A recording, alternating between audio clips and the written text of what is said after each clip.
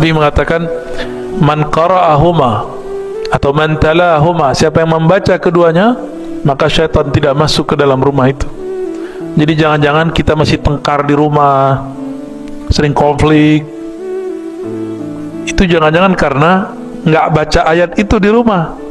Ya, jadi kalau masuk rumah mau ngamalin nggak, Pak? Baca salam buat Nabi ya. Assalamualaikum. Kalau nggak ada orang, salamu alaina wa ala ibadillahis salihin. Terus salam ke Nabi, assalamu alayka ya ayuhan nabi wa rahmatullahi wa barakatuh. Rumah dimulai baca assalamualaikum, assalamu alaina, assalamu alayka ya Rasulullah, atau assalamu alayka ya ayuhan nabi wa rahmatullahi wa barakatuh. Itu rumah akan diberkahi, dihilangkan keburukan-keburukannya. Kalaupun ada pertengkaran, cepat selesai. Ada masalah, cepat adem. Itu kalau sering baca. Ya, silakan diamalkan. Masuk kamar, bacain itu. Kita undang dulu Rasulullah masuk nurnya ke dalam rumah. Insya Allah baru rumahnya baitijan. Nanti ada aja cara untuk menyelesaikan masalah. Mengikut Nabi Isa mengatakan Allah beranak, maka surat Al-Ikhlas membantah itu semua. Lam yalid walam yulad. Allah tidak tunduk pada hukum sebab akibat, karena melahirkan dan dilahirkan hukum sebab akibat. Dialah pencipta sebab akibat. Itulah makna Allahus Samad. Secara harfiah Allahus Samad, Allah tempat meminta, itu harfiah. Tapi kalau saya sebutkan makna asalnya, Allahus Samad, Allah lah pencipta semua asbab, pencipta semua asbab. Maka kepada Allah lah kita meminta supaya Allah ciptakan asbab-asbab yang baik untuk kita semua. Amin.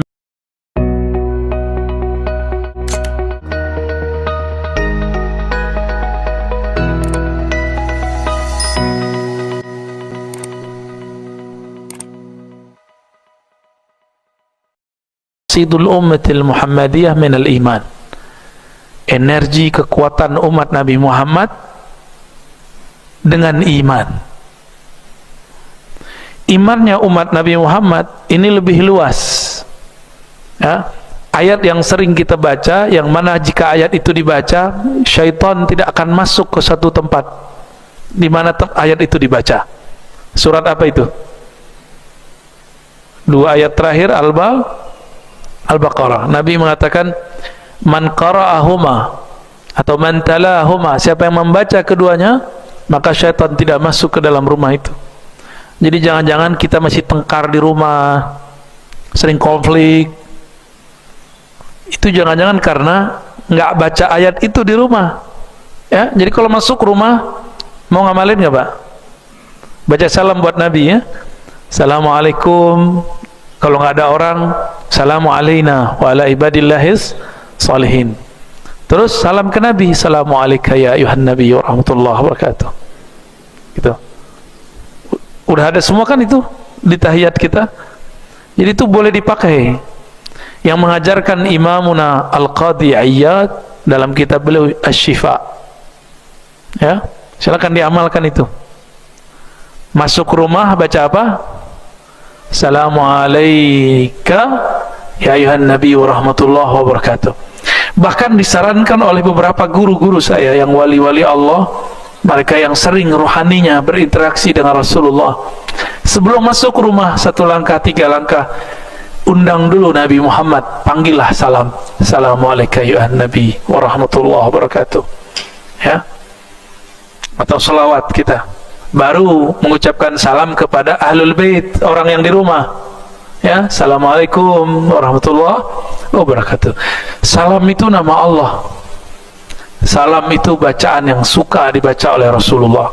Apa arti salam? Bara'atuhu anil aurati wal uyubi was sayyiati was syururi. Terbebasnya Allah dari semua keburukan aib. Itu arti dari assalam. Maka kalau rumah dimulai baca assalamualaikum, assalamu alaina, assalamu alayka ya Rasulullah, atau assalamu alayka ya nabi wa rahmatullahi wa barakatuh, itu rumah akan diberkahi, dihilangkan keburukan-keburukannya. Kalaupun ada pertengkaran, cepat selesai. Ada masalah, cepat adem. Itu kalau sering baca. Ya, silakan diamalkan. Masuk kamar, bacain itu. Kita undang dulu Rasulullah masuk nurnya ke dalam rumah. Insya Allah baru rumahnya baitijan. Nanti ada aja cara untuk menyelesaikan masalah. Kadang-kadang kita ini kan kalau pulang capek, gampang emosi. Ya benar nggak bapak-bapak ini? Istri kita biasanya di rumah ngurusin anak, sewot juga kadang capek. Nah ini bisa diredam dengan nur Nabi Muhammad sallallahu alaihi wasallam. Amma rasidu hadhil ummah minal iman fa'azim wa nasibuha minhu kabir. Ya, kekuatan energi umat ini, energi imannya sangat-sangat besar. Bagaimana besarnya? Li'annaha tu'min bi kulli kitabin anzalahullah. Besarnya, luasnya pikiran umat Nabi Muhammad ini bisa percaya semua kitab suci, bisa percaya semua para nabi, ya. Wa bi kulli malakin khalaqahullah, bahkan percaya dengan semua malaikat yang Allah cipta. Nah, ini tiga ini penting nih. Percaya sama semua kitab. Orang Yahudi percaya nggak sama Injil? Enggak. Orang-orang pengikut Nasrani percaya nggak dengan Al-Quran? Nggak percaya, nggak sempurna. Dia harus percaya seharusnya. Kita percaya nggak dengan adanya Taurat? Kita percaya dengan Injil? Kita percaya dengan Nabi Musa, Nabi Isa? Kita percaya semua. Nabi Uzair, Ezra, Jones, Nabi Yunus, Abraham, Ibrahim, kita percaya semua. Nuh, kita percaya semua. Nggak ada yang nggak kita percaya nabi-nabi. Namun untuk ceritanya, kisah mereka kita selektif, gitu. Itu aja bedanya. Kita percaya dengan semua mereka, namun kalau ada berita masuk, nah kita seleksi dulu berita ini sahih atau tidak sahih. Dan inilah yang diabadikan dalam Al-Quran. Amanar rasulu bima unzila ilaihi min rabbihi wal mu'minun. Ya, Rasul Nabi Muhammad, ya, percaya dengan semua yang diturunkan kepadanya. Begitu juga orang beriman. Kita ini beriman gak? Di situ ada alif lamnya. Semua orang beriman.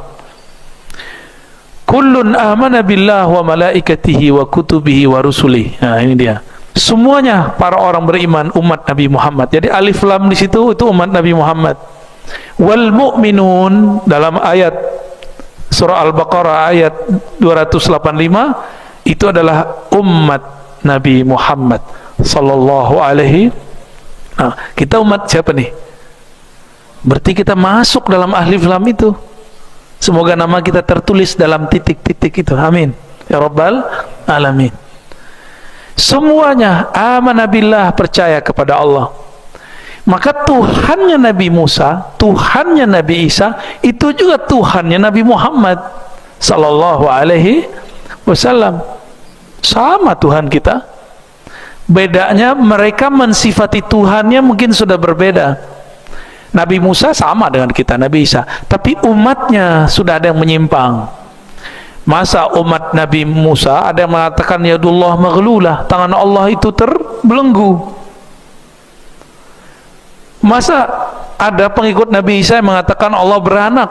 Maka surat Al-Ikhlas membantah itu semua. Lam yalid wa lam yulad. Allah tidak tunduk pada hukum sebab akibat, karena melahirkan dan dilahirkan hukum sebab akibat. Dialah pencipta sebab akibat. Itulah makna Allahus Samad. Secara harfiah Allahus Samad, Allah tempat meminta, itu harfiah. Tapi kalau saya sebutkan makna asalnya Allahus Samad, Allah lah pencipta semua asbab. Pencipta semua asbab. Maka kepada Allah lah kita meminta supaya Allah ciptakan asbab-asbab yang baik untuk kita semua. Amin ya rabbal alamin. Kepada Allah, malaikat. Mungkin sebagian kita sudah dapat kisah ini. Pengikut Nabi Musa tidak percaya lagi dengan Jibril. karena dianggapnya Jibril berkhianat. Lah, bisa Jibril berkhianat. Jadi bagi mereka Jibril, Mikail itu musuh mereka. Jadi Bapak ini kalau nonton film orang-orang sana, orang barat, mereka memusuhi angel, memusuhi Jibril. Itu yang buat pasti orang Yahudi. Ya, sutradaranya atau pembuat ceritanya itu orang-orang Yahudi.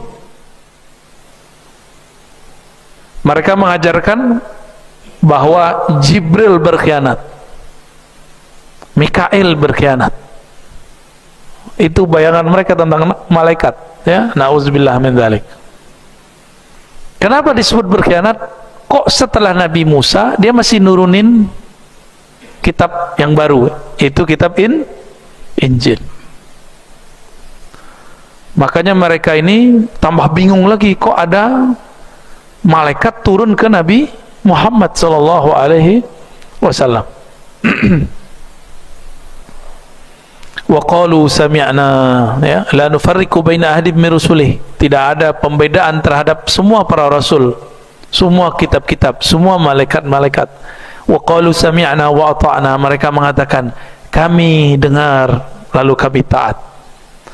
Ghufranak. Nah, ghufranak ini bahasa Arab itu kata benda tapi isinya meminta.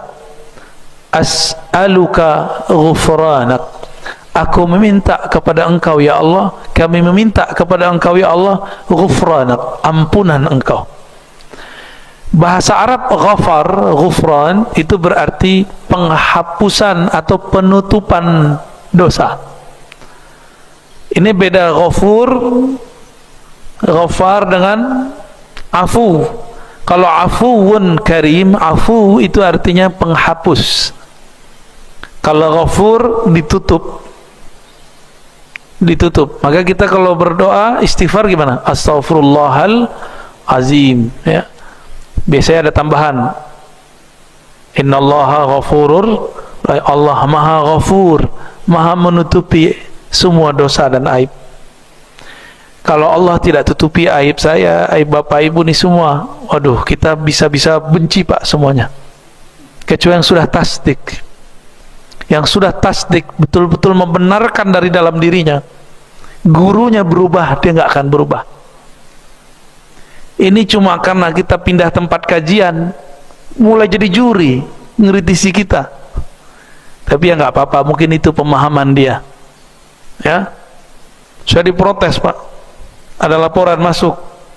Kenapa pengajian yang malam Ahad, ya Al-Badr, dipindah-pindah? Katanya mau khidmah.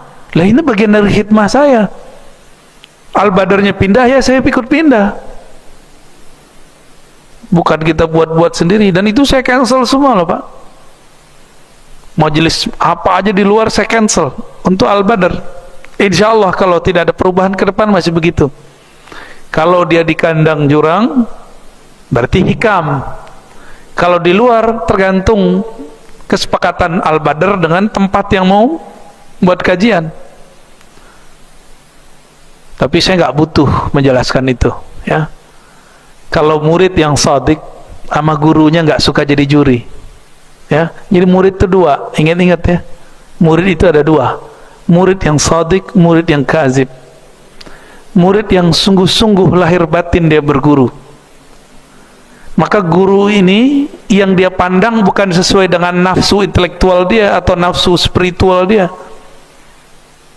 Kalau nggak cocok sama nafsu spiritualnya, nafsu seksualnya, bukan itu ya. Ada nafsu keilmuan, intelektual, nggak cocok sama dia, dia tinggal gurunya.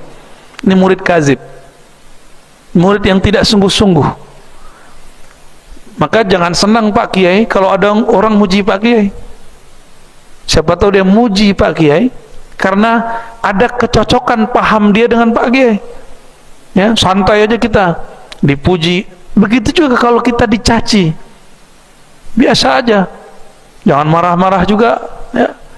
Kecuali dia ngajak debat, ya, kita debat dengan dia dengan cara yang baik. Idfa' billati hiya dengan cara yang terbaik. Jangan melambung kalau dipuji, jangan juga kemudian terpuruk kalau dikritisi, dicaci maki, biasa aja kita. Tapi aneh kasih tahu antum, murid terbagi dua, murid sadik, murid kazib. Murid kazib ini kagum kepada sosok guru karena sesuai dengan latar belakang dia, politiknya kah, mazhabnya kah, manhajnya kah, atau sesuai dengan nafsu dia dalam berguru. Jadi berguru tuh jangan pakai nafsu, berguru tuh pakai ketulusan jiwa. Hilangkan ego kita, baru kita berguru. Jangan bawa ego dalam berguru. Ya, kalau antum bawa ego dalam berguru, ntar bilang, Pak Kiai Abdurrahman udah berubah. Dulu belum punya pesantren, gampang sapaan sama kita. Sekarang, sombong gitu. Ini contohnya nih. Jadi juri. Tapi siap-siap pakai murid begitu ada terus. Akan ada terus. Jangan kaget. Ya, jangan kaget.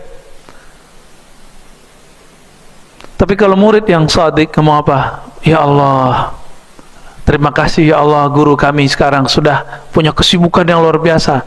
Tolong sehat-sehatkan dia ya Allah. Ya, dia punya santri banyak ya Allah. Ya, bantu dia ya Allah, zahir dan batin. Gitu seharusnya kalau sama guru. Bukan malah jadi juri kita ya. Dalam hati itu, hati-hati. Jangan pakai nafsu dalam berguru. Baru disebut al-murid as-sadiq. Murid yang sungguh-sungguh, yang zahir batinnya sama. Kalau kazib enggak. Nah, banyak sekali. Cuma karena beda dikit, langsung diserang gurunya. Nanti ke depan kita akan banyak berbeda. Siap nggak beda? Beneran nih? Insya Allah, kurangnya gue kurang yakin ya. Banyak Pak, nanti kita berbeda.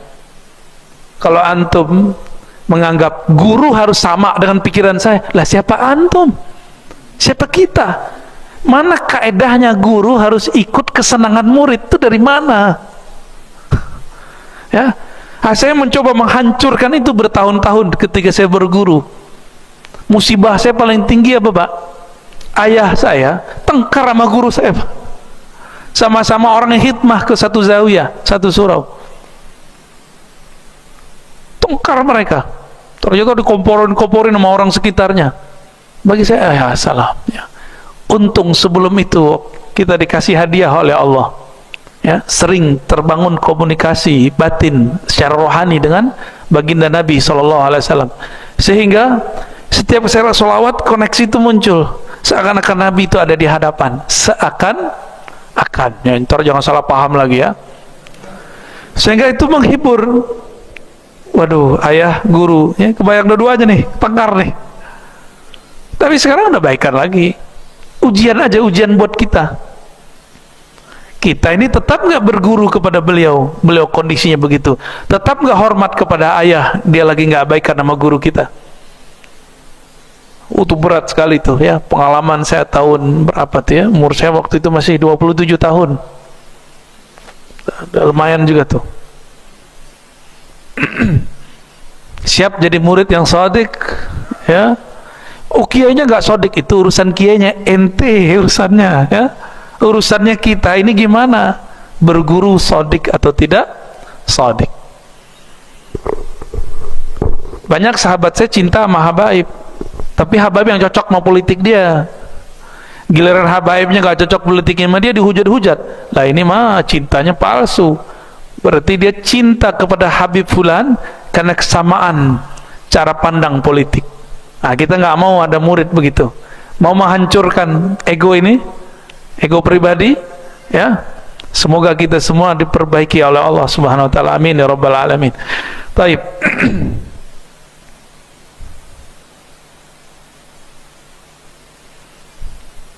Dan di dalam Al-Quran surah Al-Baqarah ayat 136 ada perintah. Ini ajaran yang dibawa oleh Nabi Muhammad. Ini ajaran yang tua.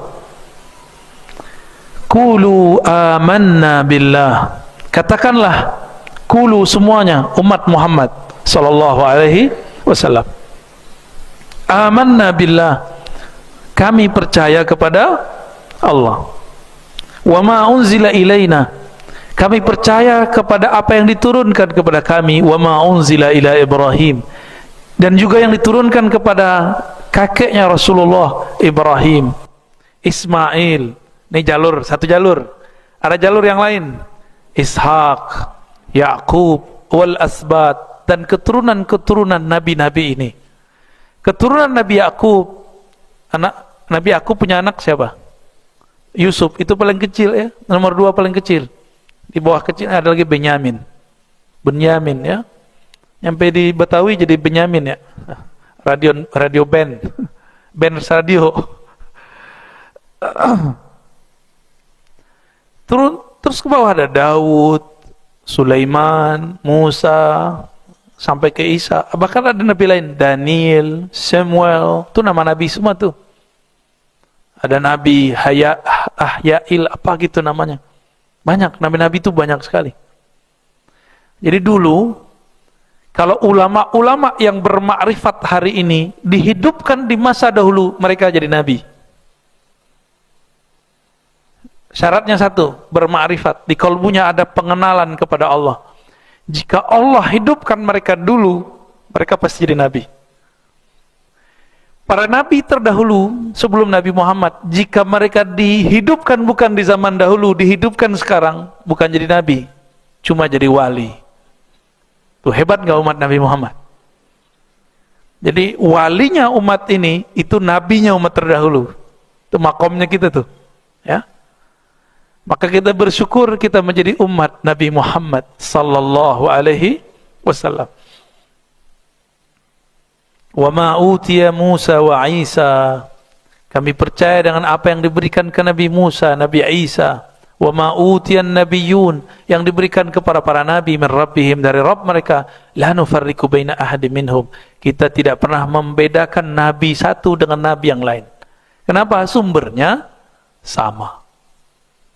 Jadi kita cinta ke Nabi Musa, kita cinta ke Nabi Isa. Musa, Yesus sama, kita cintai semua. Gak ada yang kita gak cintai. Ya. Kata Arthur Jeffrey, Ibrahim itu juga nama lainnya Brahmana. Jika demikian, berarti ada kaitan juga Hindu-Buddha itu. Ya. Namun di Quran gak disebut. Oleh karena itu kita tawakuf, kita menahan diri. Ya. Tapi hasil dialog saya dengan beberapa aulia-aulia, wali-wali Allah, ahli sejarah, Siddhartha Gautama dan lain-lainnya. Kalau di Cina itu ada apa? Lao Tse ya, Konghucu. Itu menurut mereka itu nabi-nabi. Dulu itu nabi. Karena konsep ketuhanannya hampir mirip. Bahwa Allah itu Allah Ahad, Esa, Maha transenden, tidak bisa dibayangkan. Ya.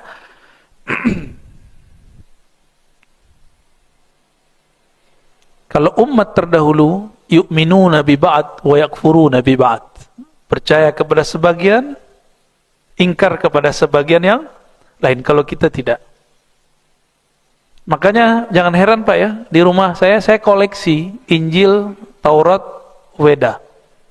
Bahkan saya koleksi kitabnya Tao dan orang-orang Konghucu. Senang baca aja. Jangankan buku mereka, buku Aristoteles saja saya baca ya. Buku Plato, Republik saya baca, bahasa Arab. Jadi ternyata kitab-kitab filsafat sudah diarabkan semua. Yang bahasa Latin sekarang itu terjemahan dari Arab. Jadi dulu filsafat Yunani kuno sudah diarabkan. Bisa juga berarti diislamkan. Ya. Maka kalau ada orang ingin pakar filsafat Yunani kuno, dia mesti belajar bahasa Arab, nggak cukup bahasa Inggris. Bahasa Inggris itu terjemahan.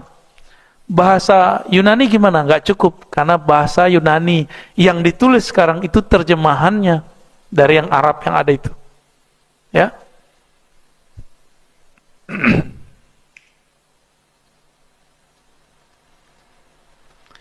Inilah alasannya kenapa seorang Muslim laki-laki boleh menikah dengan ahli kitab perempuan.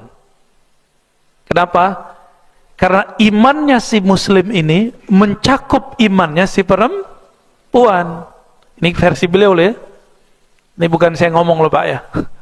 Tapi tidak boleh menikah perempuan muslimah dengan laki-laki yang imannya tidak seluas si perempuan itu, nanti sempit dia.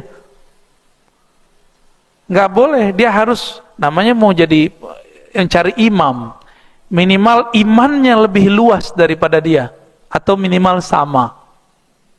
Kalau suaminya seorang non-muslim, berarti iman dia cuma ke seorang nabi atau sekelompok nabi, satu bagian kitab, tapi nggak percaya kepada kitab-kitab yang lain.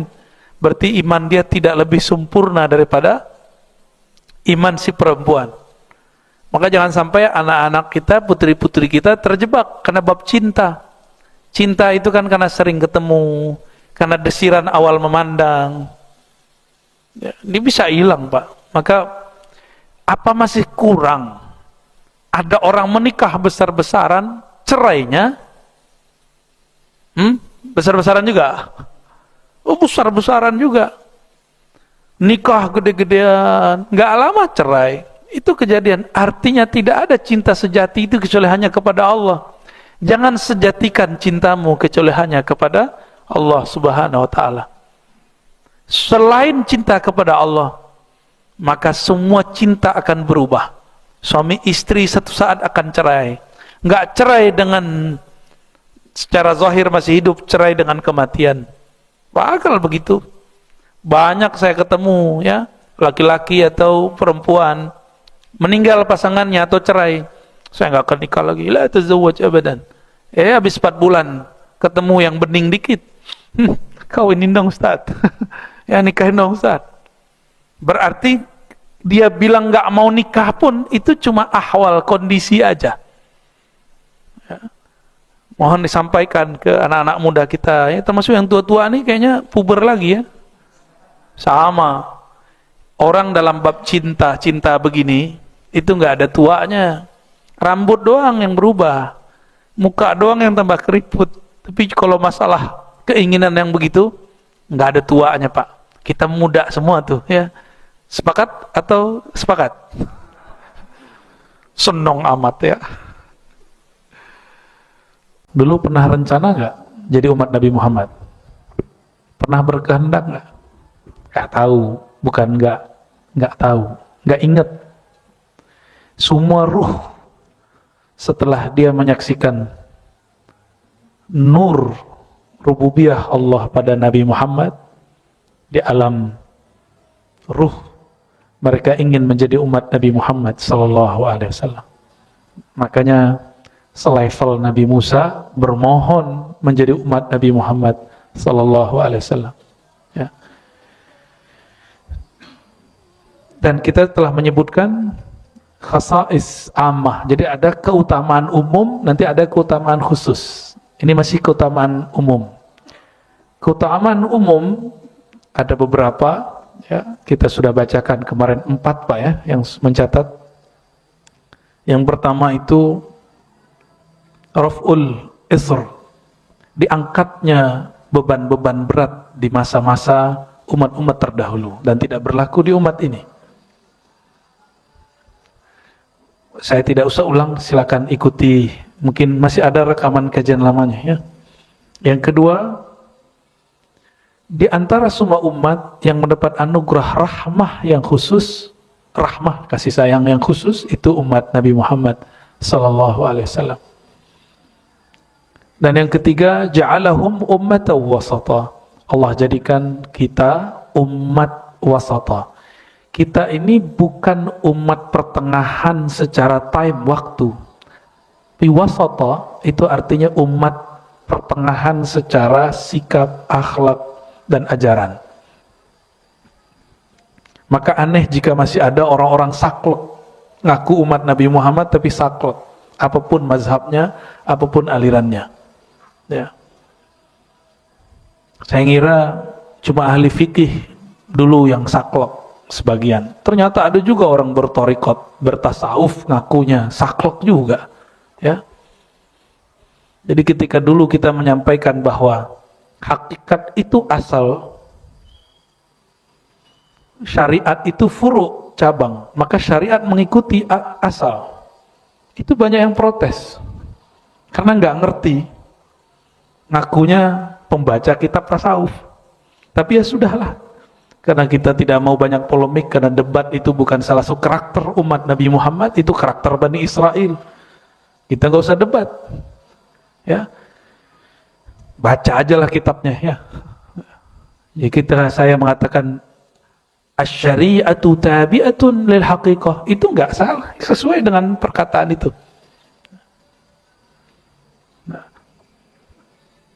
sikap moderat kita nanti akan menumbuhkan yang inti itu hakikatnya. Nah, syariat itu nanti akan mengikut, ya. Karena sudah begitu, maka yang keempat, yusrul syariah al-Muhammadiyah, kemudahan syariat Nabi Muhammad sallallahu alaihi wasallam. Jadi jangan lagi ada yang saklek. Tapi bukan berarti kita tidak pendirian. Kita pendirian. Untuk akidah kita tiada tawar-menawar. Tapi ungkapan kita tidak tawar-menawar bukan berarti kita tidak toleransi, bukan berarti kita berdada sempit, bukan. Bukan juga. Ya. Nah, yang kelima, ini pada pagi ini insyaallah. Sebelumnya mari kita kirimkan Fatihah kepada murid-murid beliau yang menjadi guru saya, yang saya mengambil sanad kitab ini. Ada yang masih hidup, ada yang sudah meninggal, ya. Dan yang khususnya lagi adalah pengarang kitab ini, Abu Sayyid Muhammad bin Alawi Al-Maliki Al-Hasani. Al-Fatihah. A'udzubillahi minasyaitonir rajim. Bismillahirrahmanirrahim. Ar-Rahmanir-Rahim. Shiratal ladzina an'amta 'alaihim. Keistimewaan umum yang kelima umat Nabi Muhammad, yaitu umat kita, apa itu? Kamalus syari'atul Muhammadiyah, kesempurnaan syariat Nabi Muhammad sallallahu alaihi wasallam. Bab ini sering disalahfahami oleh orang-orang yang ekstrim dan tekstual untuk mempersempit agama. Padahal ini adalah keluasan beragama. Coba kalau dibacakan sempurna, ayat apa yang paling sering teringat? Surat Al-Maidah ayat berapa? Al-Yauma Akmaltu itu ayat berapa? Ayat 3. Itu ayat panjang, turun 3 kali dan terpisah-pisah. Bagian pertama, pertengahan, terakhir, digabung jadi satu. Al-Yauma Akmaltu lakum dinakum, ya. Wa atmamtu alaikum ni'mati wa raditu lakumul Islam madina. Coba perhatikan. Hari ini, kata Allah, ini turun tahun ke-10 Hijriah. Al-Yaum, hari ini berarti tahun ke-10 Hijriah. Akmaltu lakum, aku telah sempurnakan bagi kamu dinakum, dinmu, agamamu yang sempurna. Aku sempurnakan nikmatku, aku ridhoi Islam sebagai agama. Coba hati-hati. Din itu mencakup Islam, iman, ihsan. Ini telah disempurnakan. Apa kata kawan saya pakai hadis ini, pakai ayat ini? Agama sudah sempurna, gak usah tambah-tambahi. Nggak nyambung. Ya, dulu nggak ada burdah-burdahan. Ngapain salat-salawatan? Agama sudah sempurna. Agama sempurna, akal ente belum sempurna. Ya, kita gituin ya kalau ada orang ngomong begitu. Ya, nggak ada, ini bid'ah. Agama sudah sempurna. Ayat ini tidak berkaitan dengan bab bid'ah. Ayat ini berkaitan dengan misi Rasulullah telah selesai. Jadi kalau sahabat faham bab ini nangis. Abu Bakar nangis. Sahabat-sahabat yang mengerti nangis. Ibnu Abbas mengerti dan mereka menangis. Kenapa? Misi Rasulullah selesai, berarti beliau akan berpulang ke hadirat Allah Subhanahu wa taala. Kita, orang tua kita, anak kita, sahabat kita meninggal, guru kita meninggal, kita sedih, Pak. Bagaimana jika yang meninggal Rasulullah sallallahu alaihi wasallam? Sahabat sudah ngerti, dan yang paling mengerti Sayyidina Abu Bakar As-Siddiq radhiyallahu taala anhu. Begitu juga putrinya Sayyidah Fatimah. Karena Sayyidah Fatimah, Nabi lah yang ngasih tahu. Nabi yang kasih tahu. Saya akan berpulang, habis itu kamu. Ya, kalau antum dikabarin gitu gimana? Nyesel nanya ya. Ya. Jadi yang sempurna agamanya, pemahamannya belum tentu sempurna. Ya, coba antum lahir udah ngerti agama belum? Belum. Coba tahun-tahun kemarin ngerti agama nggak? Beda mungkin. Sebelum pandemi, setelah pandemi beda. Berarti yang belum sempurna apa? Pemahaman kita, agama ini sudah sempurna. Tapi kita lahir, kita nggak kenal agama. Maka kita nggak boleh menghukumi orang yang sekarang terlahir dan di keluarganya beragama Kristiani, Hindu, Buddha. Status kita sama awal lahir. Bedanya dia lahir di lingkungan seperti itu, kita lahir di lingkungan Muslim. Tapi jangan sampai kita berakhlak sama seperti mereka dulu berakhlak. Maka saya memandang semua orang itu birrahmah, insya Allah. Inilah makna Bismillahirrahmanirrahim. Memandang semua makhluk dengan Rahman, Ar-Rahim, dan semua orang mukmin dengan Rahim. Itu dua hal yang berbeda. Kita wajib mencintai semua makhluk, ya.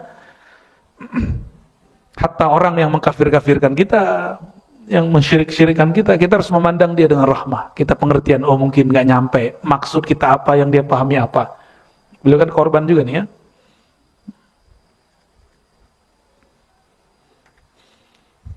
Apa kata Abu Yazid Muhammad? Hadza i'lanun sharih min al-haq tabaraka wa ta'ala bi ikmalil aqidah wa ikmalil syariah. Ini pernyataan tegas dari Allah Subhanahu wa taala bahwa akidah dalam agama ini, syariat dalam agama ini telah sempurna. Ya. Baik dulu, sekarang atau nanti, agamanya sempurna. Tapi lagi-lagi pemahamannya belum sempurna. Ya. Kalimat ini, ayat ini tidak pernah turun ke nabi manapun. Tidak pernah turun ke Nabi Musa, tidak pernah turun ke Nabi Isa. Itulah sebabnya syariat Nabi Musa masih diperbaharui oleh Nabi Isa.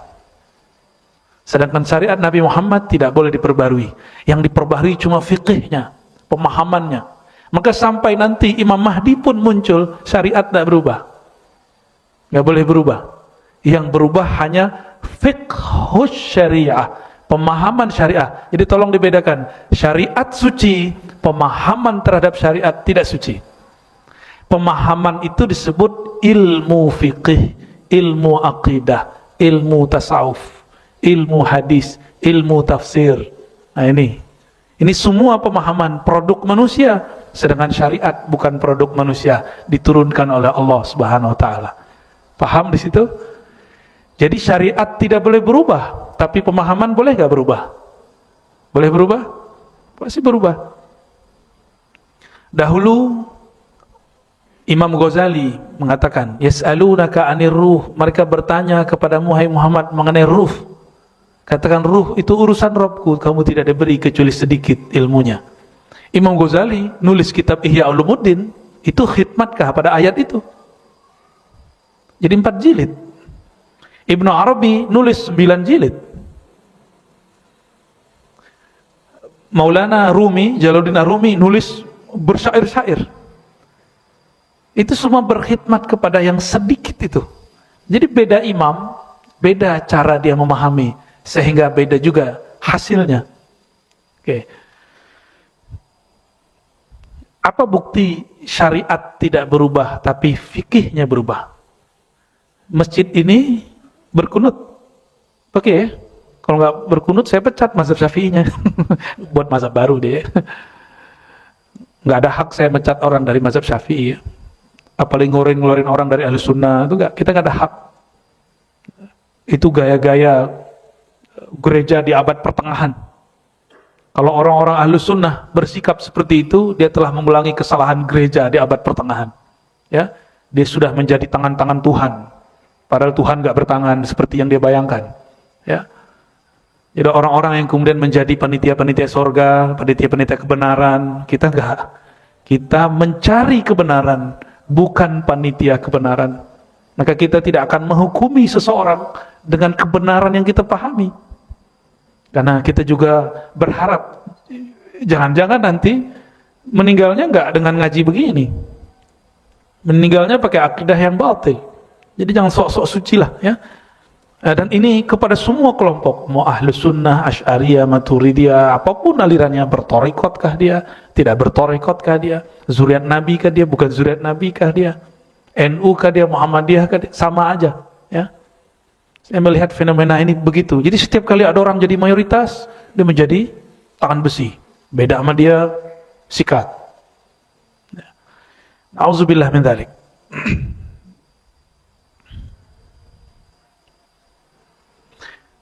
Imam Syafi'i sama-sama baca hadis sholat subuh.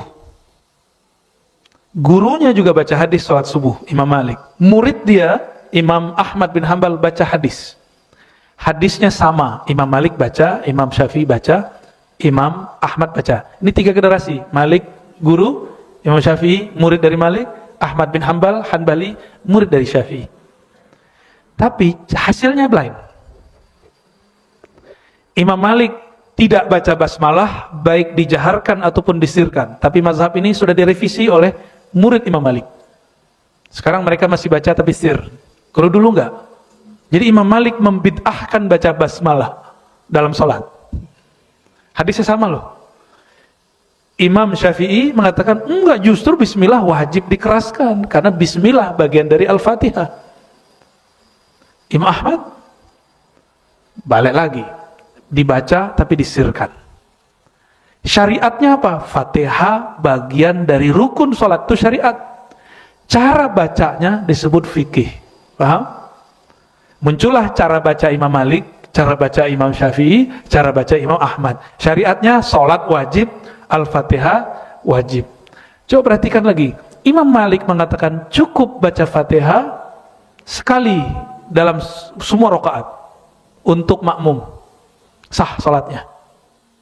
Imam Syafi'i tidak. Setiap rakaat baca Fatihah. Imam Ahmad kalau kita bermakmum gak wajib baca. Imam yang baca. Tuh. Dalilnya sama. La salata liman la yaqra' bi Fatihatil kitab. Tidak sah salat orang yang tidak baca Al-Fatihah. Hadisnya sama tapi fikihnya berlain. Mulai paham? Maka fikih itu produk manusia berdasarkan hadis Nabi atau ayat-ayat suci. Oke? Jadi mazhab Imam Syafi'i, kenapa muncul mazhab? Karena antum gak sanggup baca hadis Nabi seperti Imam Syafi'i, gak sanggup baca Quran seperti Imam Syafi'i. Maka beliau merumuskan, kalau gak sepakat buat mazhab sendiri aja, boleh kok. Cuma siapa yang ikut dan ya. Ada kawan saya, dia kalau sekarang disebut dengan Qur'ani ya, tapi anti sunnah. Waktu saya khutbah menceritakan kisah Nabi, apa kata dia? Ente baca-baca hadis itu nggak sahih, nggak ada hadis yang sahih. Yang sahih cuma Quran. Saya senyum. Itu aja udah istilah yang salah. Al-Quran itu bukan sahih. Al-Quran di atasnya sahih, namanya mutawatir. Ya, di atas sahih. Mutawatir itu ditransmisikan, diriwayatkan oleh banyak orang. Kalau sahih belum tentu. Itu jadi bingung dia. Ya. Ya udah nggak usah ikut imam. Ya udah nggak apa-apa, nggak usah ikut imam. Terus ente ikut siapa? Langsung ke Quran. Saya tanya, Quran kamu yang mana?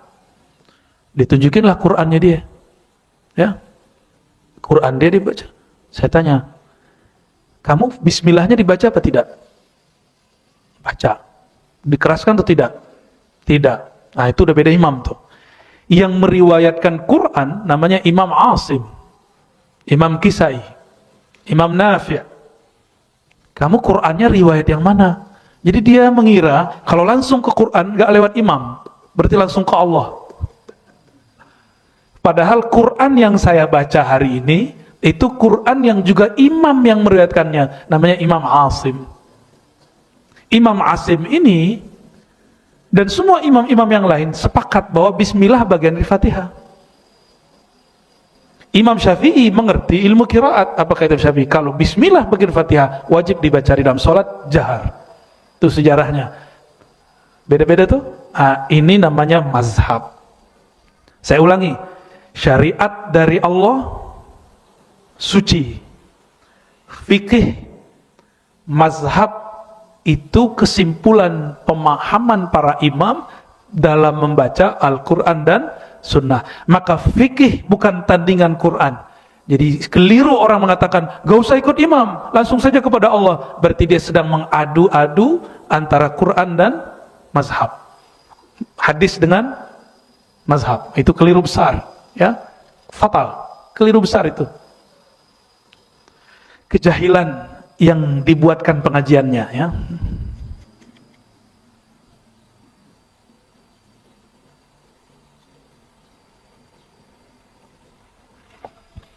Lalu ayat ini bermakna bahwa syariat Nabi Muhammad SAW berlaku untuk semua suku bangsa. Jadi agama yang agamanya turun kepada semua suku bangsa cuma ajaran Nabi Muhammad SAW. Nabi Adam bagaimana? Nabi Adam istrinya cuma Sayyidatuna Hawa yang kita tahu. Nggak tahu ada istri yang lain apa enggak. Apakah ada istrinya di kalangan jin? Saya nggak tahu ya. Belum ketemu riwayatnya. Kayaknya ketemu riwayatnya nggak? Nabi Adam punya istri jin gitu. Aneh belum ketemu juga soalnya. Soalnya ada yang ngaji begitu sekarang ya. Kalau dia punya data silakan, nggak ada masalah.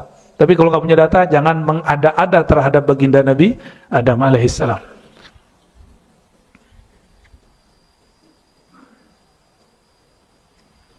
Ada juga yang membatalkan kajian Nur Muhammad. Nggak usah ngaji-ngaji Nur Muhammad. Agama sudah sempurna. Nggak nyambung. Ya, justru kajian Nur Muhammad itu telah muncul di zaman sahabat. Yang ngomong Ibnu Abbas, murid Ibnu Abbas. Ya, banyak orang-orang nggak nyambung hari ini tapi ceramah. Ya. Saya berdoa kepada Allah semoga lisan ini dijaga oleh Allah SWT dan kita dijaga akidahnya. Amin ya rabbal alamin. Ya.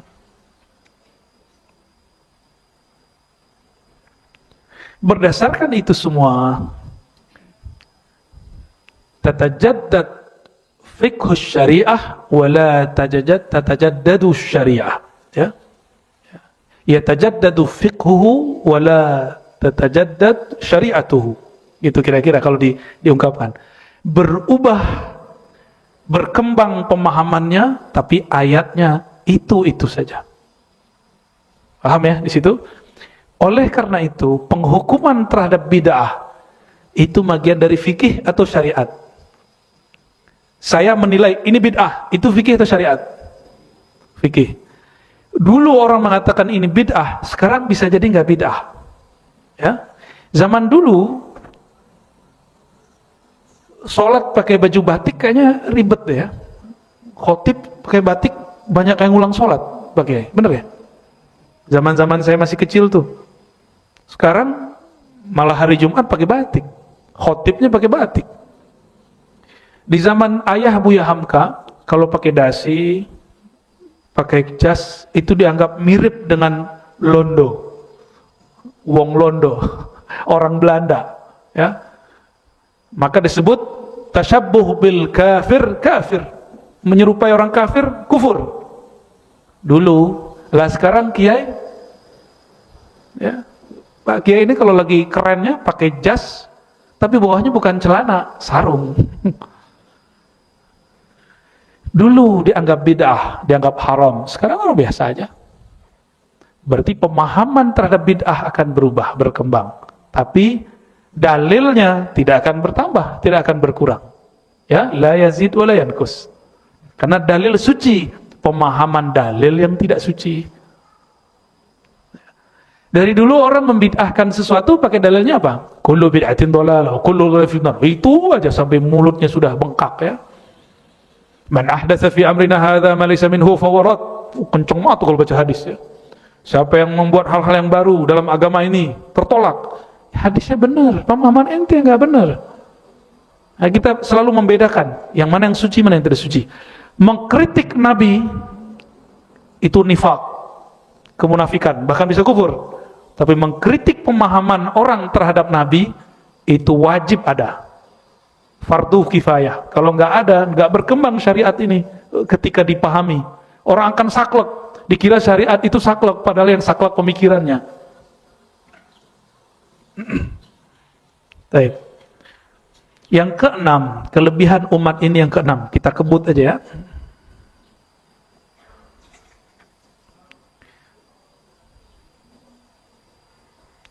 Jaminan cahaya bagi umat Nabi Muhammad. Nah, ini ada ayatnya dan hadisnya. Surat At-Tahrim ayat 8. Coba perhatikan, di hari kiamat semua orang hina kecuali dua kelompok. Al-Anbiya wal Mu'minun, dua aja. Yauma la yukhzillahu an-nabiyya wal ladzina amanu ma'ah. Pada hari, yaitu hari kiamat, Allah tidak menghinakan, tidak menelantarkan nabi dan orang beriman. Ada syaratnya, ma'ahu, bersamanya nabi. An-nabi di sini siapa? An-nabi pakai alif lam. Nabi Muhammad sallallahu alaihi wasallam. Nah, ini khususan Nabi Muhammad sallallahu alaihi wasallam. Nama beliau hanya disebutkan di Quran mim ha mim dal Muhammad. Nama jasadnya hanya 4 kali. Selebihnya nama nubuatnya An-Nabi, Rasul, Rauf, Rahim, Muzammil, Muddathir. Itu nama Nabi semua. Ya. Bahkan ada tafsir beberapa ulama, ya, wal asr. Itu wal asr kan kita mengartikannya demi masa. Ya. Demi waktu. Tapi al asr itu siapakah yang ada di waktu itu? Nabi Muhammad sallallahu alaihi wasallam. Berarti demi Muhammad yang ada di waktu asar. Asar itu masa alam semesta di akhir-akhir ini. Kita udah di asar semua, Pak. Ini sudah puncak peradaban. Karena sudah puncak, dia tinggal turun. Ya, masih ada satu puncak lagi, Imam Mahdi belum. Ya, kita nggak tahu kapan rahasia Allah ini Allah buka nanti. Ya. Cuma nggak tahu nanti ketika dia keluar, apakah kita masih tasdik atau bukan? Wallahu a'lam bishawab. Ya, Nabi Isa turun, ya kali ada yang nggak percaya.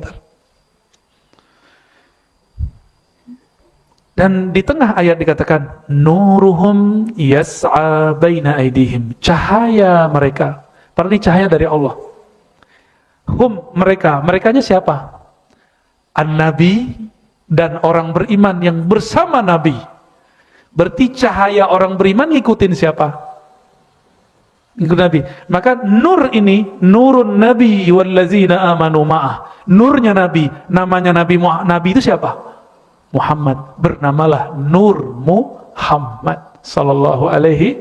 Jadi kajian Nur Muhammad ada di Quran. Sekarang nur itu tersimpan di dada antum, gak keluar. Dia hanya keluar lewat akhlak, lewat senyum, lewat husnuzan. Itu keluarnya. Nanti pada hari kiamat cahaya itu Allah buka, dan siapa saja yang Nur Muhammad itu masih hidup di dalam kalbunya, tidak padam, dia akan dilihat oleh Allah Subhanahu wa taala. Nuruhum yas'a baina aydihim, cahaya mereka terlihat ada di hadapan mereka memancar. Wa bi aymanihim, dan di kanan mereka. Yaquluna rabbana atmim lana nurana, lalu mereka berdoa, ya Allah sempurnakan nur kami. Nur Nabi tadi yang ada pada kami. Apa maksudnya? Orang beriman tadi ada yang tidak sempurna. Ini yang berdoa bukan Nabi, yang berdoa orang beriman.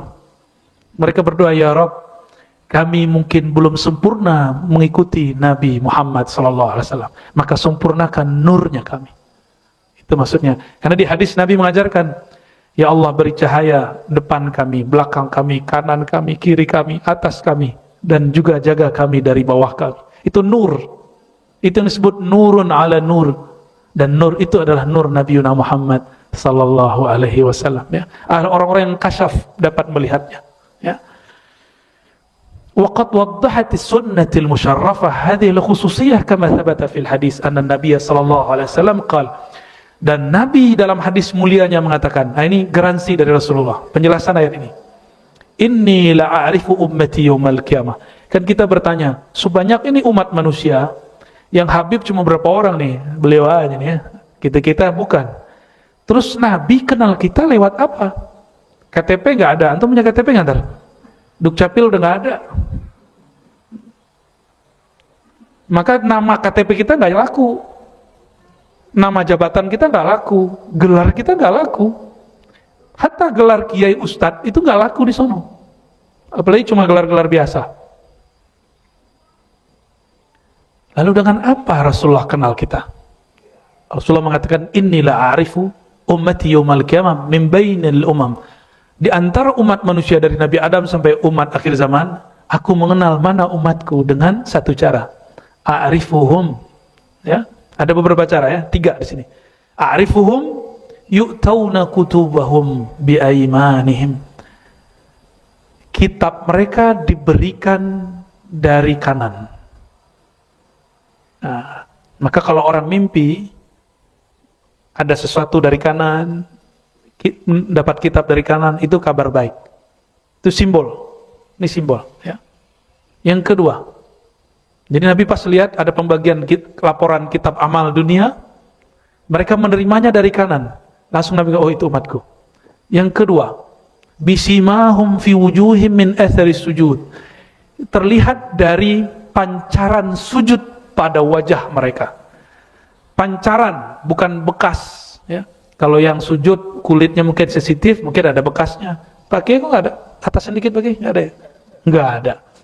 Berarti bukan bekas itu. Tapi kalau saya ada bekasnya nggak apa-apa. Ya, ini bapak ada nih pak ya. Hati-hati pak, jangan riak ya. Nah, ada yang enggak. Itu ada juga. Kadang ibu-ibu sensitif kulitnya, hitam juga. Tapi ingat, itu adalah tanda fisik. Fisik pulang ke tanah. Ya. Tanda yang sebenarnya orang sujud kepalanya di bawah atau di atas? Ndongak atau tunduk? Itulah makna sujud. Sujud itu terlepas dari kesombongan, ego. Kepala dia yang dia anggap hebat selama ini dia taruh di bawah. Itu baru ente sujud namanya. Ya. Apabila kita belum seperti itu, belum mau naruh akal ini di bawah, tunduk kepada hukum Allah, tunduk kepada kebesaran Allah, belum disebut orang sujud. Ya. Jadi, man huwa sajid, siapakah orang yang sujud, siapakah yang ada bekas sujud dalam dirinya? Orang yang akhlaknya seperti orang sedang sujud. Ya. Terjemahkan sendiri, akhlak orang sujud apa aja? Satu apa? Tawadu. Apalagi? Orang sujud tuh keras apa lembut? Bisa nggak orang sujud tuh kenceng badannya? Harus lembut. Maka sujud jangan kenceng. Ciri-ciri orang-orang yang sholatnya lembut, penuh dengan rahmah rahim, ketika sujud punggungnya akan rileks. Tapi itu bukan peregangan yoga ya. Sujud kita bukan yoga. Ya, saya tidak mengharamkan yoga karena saya nggak ngerti yoga itu apa. Ya, nanti saya belajari dulu itu yoga itu apa isinya. Kalau memang ada syirik, syiriknya yang dibuang, gerakannya tidak masalah. Ya. Ada meditasi, meditasinya harus diislamikan. Stretchingnya nggak ada masalah. Yang ketiga, wa'arifuhum binurihim yas'a baina aidihim. Ada bekas di wajahnya. Sekarang aku mengenal mereka dengan cahaya yang ada pada diri mereka. Baina aidihim, memancar ke hadapannya. Nah, ini berarti 3. Dan ini jaminan dari Rasulullah SAW bahwa umatnya bercahaya. Jadi nggak usah khawatir ya. Dan cahaya ini didapat salah satunya lewat wudhu. Jadi antum kalau wudhu, setan stres. Kita ke masjid, setan nangis. Kita jamaah ngaji, setan gila pak. Ini setan lagi gila nih. Antum ngaji itu setan gila. Apalagi ngajinya ngaji tentang Nabi Muhammad, musuhnya iblis. Jadi Nabi Muhammad itulah musuh terbesar iblis. Nabi Adam itu cuma pintu aja. Pintu terbesarnya adalah Nabi Muhammad SAW. Lalu siapa lagi yang membahas tentang Nabi Muhammad SAW? Musuh besarnya, musuh bebuyutannya.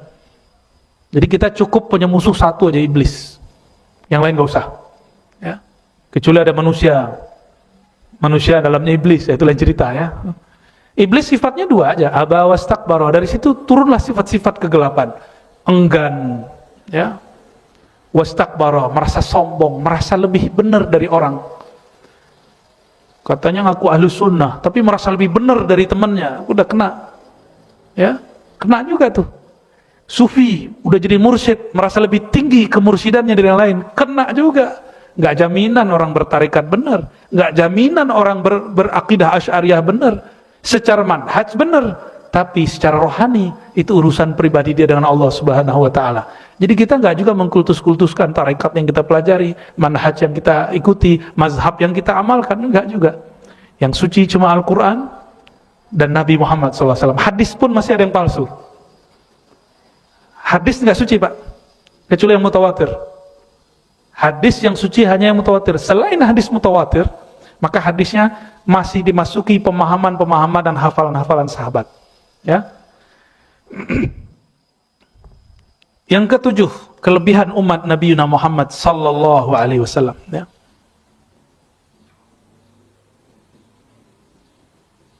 Disebut khair ummah, sebaik-baik umat. Ini ayat kuntum khaira ummatin, surah Al-Imran 110. Kuntum khaira ummatin ukhrijat linnas. Kamu adalah umat terbaik yang dikeluarkan untuk manusia. Kalimatnya pakai li. Ini menunjukkan bahwa kamu adalah hadiah bagi manusia. Jadi umat Nabi Muhammad itu hadiah bagi umat yang lain. Linnas, bagi manusia, ya. Ta'muruna bil ma'ruf. Apa karakter umat Nabi Muhammad terbaik? Ini terjemahannya kita harus upgrade. Ta'muruna bil ma'ruf. Kita sering mengartikan amar ma'ruf. Yang terbayang sama ma'ruf nyuruh-nyuruh. Salat. Nah, itu yang terbayang sama kita. Bukan begitu ta'muruna bil ma'ruf.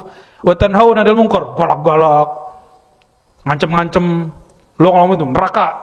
Itu yang kebayang sama kita, amar ma'ruf nahi munkar. Bukan begitu.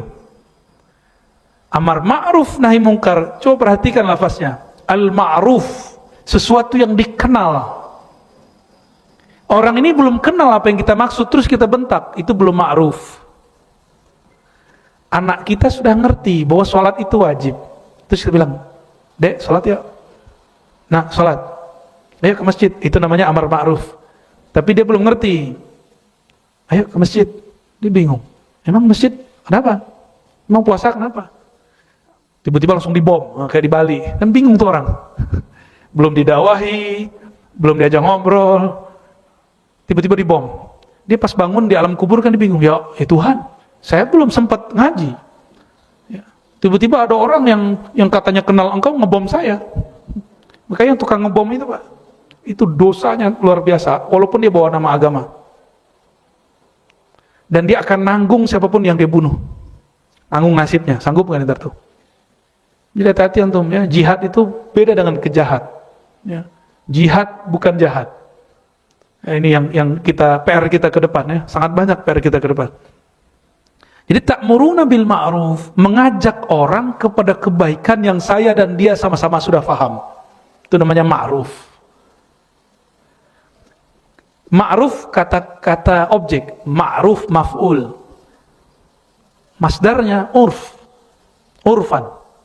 Urf dalam bahasa usul fikih diartikan tradisi yang sudah diketahui. Maka ta'muruna bil ma'ruf, mengajak orang dengan tradisi kebaikan yang dia sudah kenal. Bukan tradisi semua, ya, tapi tradisi yang baik. Wa tanhauna 'anil munkar, dan kalian melarang mereka dari yang mungkar. Tanhauna juga berarti menghentikan. Bisa juga preventif. Preventif itu sebelum terjadi kita halangi dulu. Itu tanhauna. Apa arti munkar? Secara harfiah munkar apa? Dalam bahasa Arab ada namanya nakirah. Umum. Belum dikenal secara detail. Itu munkar. Maka kalau disebut tanhauna 'anil munkar, melarang dari hal-hal yang dia diingkari karena belum dikenal kebaikannya. Itu disebut munkar secara harfiah, ya. Dan di dalam bahasa agama yang dilarang Allah, amma nahahullahu tabaraka taala. Dan coba perhatikan, lebih dahulu ma'ruf atau munkar? Lebih dulu ma'ruf atau munkar? Ya. Maka metode ulama-ulama masuk ke negeri ini, ulama wali 9, dan itu sejarah semuanya sepakat. Ulama-ulama kita dulu mengislamkan negeri ini tidak perlu perang. Tidak perlu perang. Cuma negeri kita, Pak. Masuk ke Eropa, perang. Tapi masuk ke Indonesia, dan negeri ini, negeri paling besar Islamnya sedunia. Bapak coba lihat peta Indonesia, itu sama dengan Eropa dari ujung ke ujung. Apalagi kalau digabung Malaysia, gabung, ya semua digabung sama Filipina, lebih gede kita.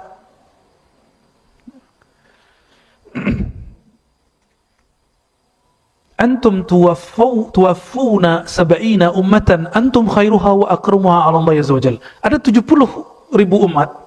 Ada 70 umat ya. 70 umat. Dari umat 70 itu, kamulah yang terbaik dan paling mulia. Khairun wa akram. Kita yang paling mulia. Jadi di sini bukan ras.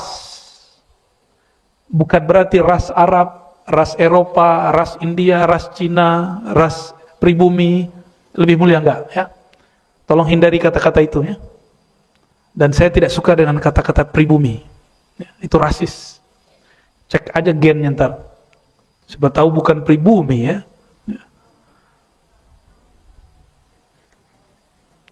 Lalu karena sebaik-baik umat, Nabi menambahkan, u'titu ma lam yu'ta ahadun minal anbiya. Ada kekhususan pada diri Nabi. Ini hadisnya, hadis riwayat Imam Ahmad. 1. Nusirtu birru'bi. Jika aku perang, di saat perang, Nabi dibantu oleh Allah dengan petir. Petir itu bantuan dari Allah. Ilmu ini ada nggak pada orang-orang yang jihad hari ini? Adanya ngebom, ya, nggak masuk. Berarti Rasulullah dan petir itu sahabatan, Pak, secara rohani itu. Ya, pasukannya Rasulullah itu. Petir itu pasukan Rasulullah. Hujan pasukannya Rasulullah. Karena dulu di beberapa kelompok musyrikin, mereka takut perang kalau ada petir. Dan Nabi biasa kalau mau perang minta supaya dikirim petir itu. Orang Islam kalau ada petir nggak ketakutan. Orang yang bertauhid, tapi yang tidak bertauhid kalau ada petir gimana? Ada ketakutan. Kita biasa aja. Petir fenomena alam itu tentara-tentara Allah Subhanahu wa taala. Tentara itu jangan dibayangkan seperti militer ya. Tentara itu nggak mesti begitu.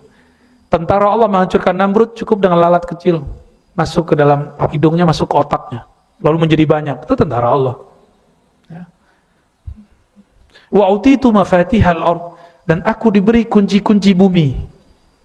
Jadi Nabi tahu kunci-kuncinya bumi.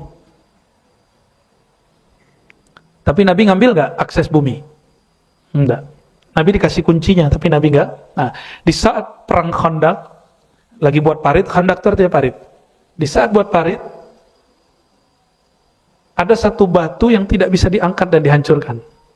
Maka sahabat lapor kepada Rasulullah. Sahabat badannya lebih besar, Nabi tidak terlalu besar, sedang badan Rasulullah. Cukup dipukul 3 kali hancur. Karena Nabi tahu kuncinya. Di bumi itu ada batu, ada tanah, ada tumbuhan, ada hewan. Disebut kunci bumi. Nabi bisa berdialog dengan semua yang ada di alam semesta. Masih ingat kisah yang saya sering ceritakan bahwa Nabi SAW ketika beliau jalan, tiba-tiba ada onta curhat. Tuh, ontanya curhat sama Nabi. Masa antum gak curhat sama Nabi? Tapi onta karena akalnya tidak ada, curhatnya urusan perut.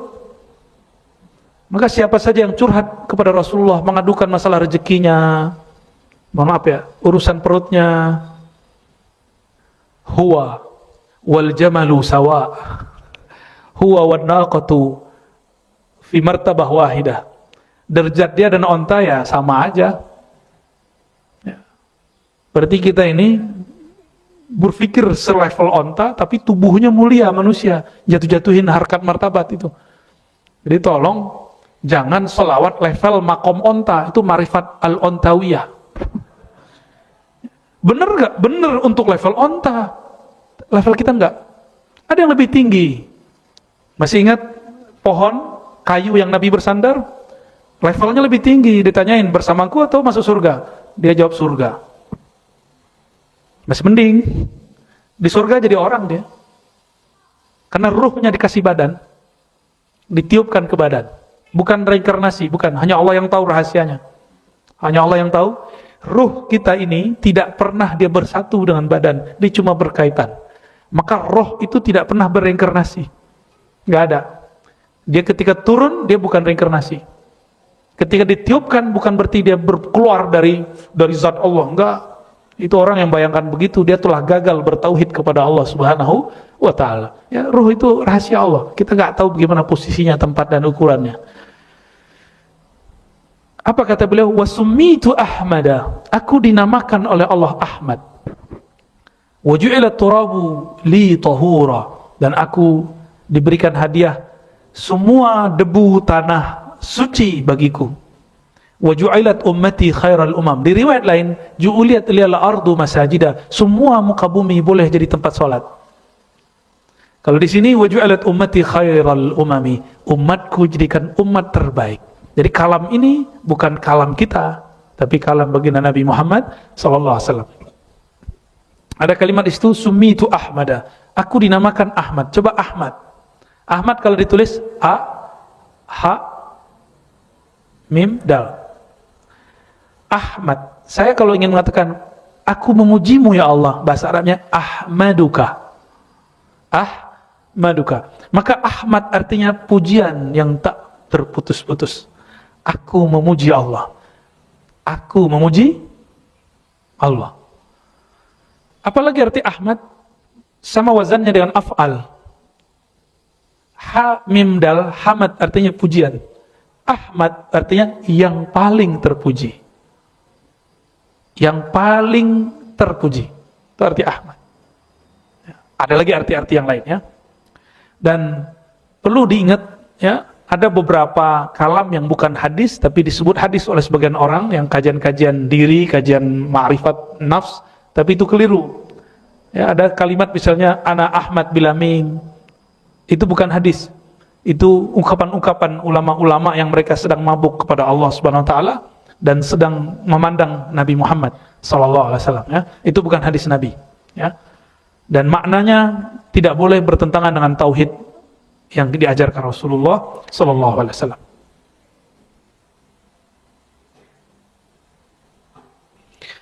Ma'ruf dan mungkar, nah ini karakter umat Nabi Muhammad. Ada kema'rufan yang zahir, ada kema'rufan yang batin. Ada kemungkaran yang zahir, ada kemungkaran yang batin. Kema'rufan kebaikan yang zahir dan kemungkaran yang zahir dapat diketahui dengan ilmu fikih. Belajar fikih. Mana yang batal, mana yang haram, mana yang najis, mana yang halal, mana yang haram, mana yang dilarang Allah. Itu kemungkaran yang zahir. Mana ketaatan yang zahir, ini ketahui. Tetapi kema'rufan yang batin, kemungkaran yang batin hanya diketahui dengan dua ilmu, ilmu akidah dan ilmu tasawuf. Maka saya berharap para ustadz, para dai jangan gengsi lagi, malu lagi menyebut kata tasawuf. Nggak ada lagi, ini zamannya udah nggak begitu. Tar orang-orang keberatan. Kita sebut aja dengan tazkiyatun nafs. Dulu orang belum kenal tasawuf. Sekarang orang sudah tahu apa itu tasawuf. Kita nggak usah lagi malu menyebut tasawuf. Perjuangan Imam Ghazali nulis kitab 4 jilid, imam-imam itu kurang apa? Sehingga kita masih malu dengan mazhab Ibn Taimiyah yang baru muncul belakangan. Masa cuma mazhab satu Ibn Taimiyah bisa mengalahkan tarekat yang 40, 70, mazhab yang 4. Antum nggak pede berilmu karena nggak bersanad kepada Allah, tidak bersanad kepada Rasulullah, tidak bersilsilah kepada para imam. Kenapa saya percaya diri Pak ngajarin mazhab, akidah, bertasawuf? Karena kita punya guru. Itu yang buat kita percaya diri. Barangkali itu. Jadi antum kalau punya guru percaya dirinya tinggi. Karena ada orang di luar sana tidak bersanad malah menghantam sanad, tidak bermazhab malah anti mazhab, tidak bertasawuf malah anti tasawuf, tidak ahlus sunnah asy'ariyah malah mengatakan akidah asy'ariyah sesat. Itu pede loh. Dan dengan bangganya mereka mengatakan orang tua Nabi masuk neraka, ya kan? Pede mereka. Kapan kita akan menjadi percaya diri? Ya, percaya diri ya. Para ustadz, para syaikh, para dai harus lebih percaya diri. Jangan hanya ingin menyenangkan jamaah dan pengurus masjid. Pengurus masjid nggak mau nih gunain tasawuf, udah cari masjid yang lain. Ya. Nanti pengurusnya ada yang protes, ya udah cari masjid yang lain. Emang masjid cuma satu doang. Ini makna hadis. Wa ju'ilat liyal ardu masajida. Allah jadikan bumi bagiku masjid-masjid. Nggak boleh di masjid, cari masjid lain. Nggak boleh tempat ini, cari tempat lain. Nanti Allah akan buka. Dan toh buktinya sekarang orang udah biasa ngomong tasawuf. Benar nggak? Udah gak ada aneh. Antum jadi gila gak ngaji tasawuf, ngaji hikam selama 2 tahun ini? Ya, lewat YouTube kah ya? Alamul YouTubiyah.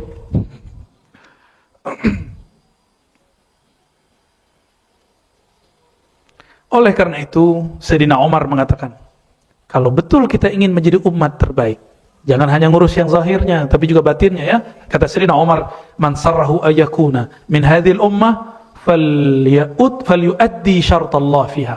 Siapa yang ingin menjadi umat terpilih itu, maka penuhilah syaratnya. Apa syaratnya? Zahir dulu atau batin dulu? Zahir ini terjemahan batin atau batin itu ngikut yang zahir? Yang mana yang ikut? Badan ikut ruh atau ruh ikut badan? Berarti yang dibenerin kolbunya, karena disitulah ruh itu ruh kita terhalang karena kolbu kita ketutup. Dan gak mungkin kalau nggak ngaji kitab tasawuf, kitab akidah, baru enak ngaji fikihnya. Kalau nggak ngaji fikih jadi beban. Bayar zakat lagi di 2,5%, ya kan? Kepikiran mulu. Dan sudah banyak orang saya ajarin fikih zakat, itu pertanyaannya berusaha menghindari bayar zakat. Ustadz, nih gelang saya pakai, tapi sekarang saya simpan aja. Katanya kalau perhiasan yang dipakai, emas perhiasan, tidak kena zakat. Sekarapmu ya.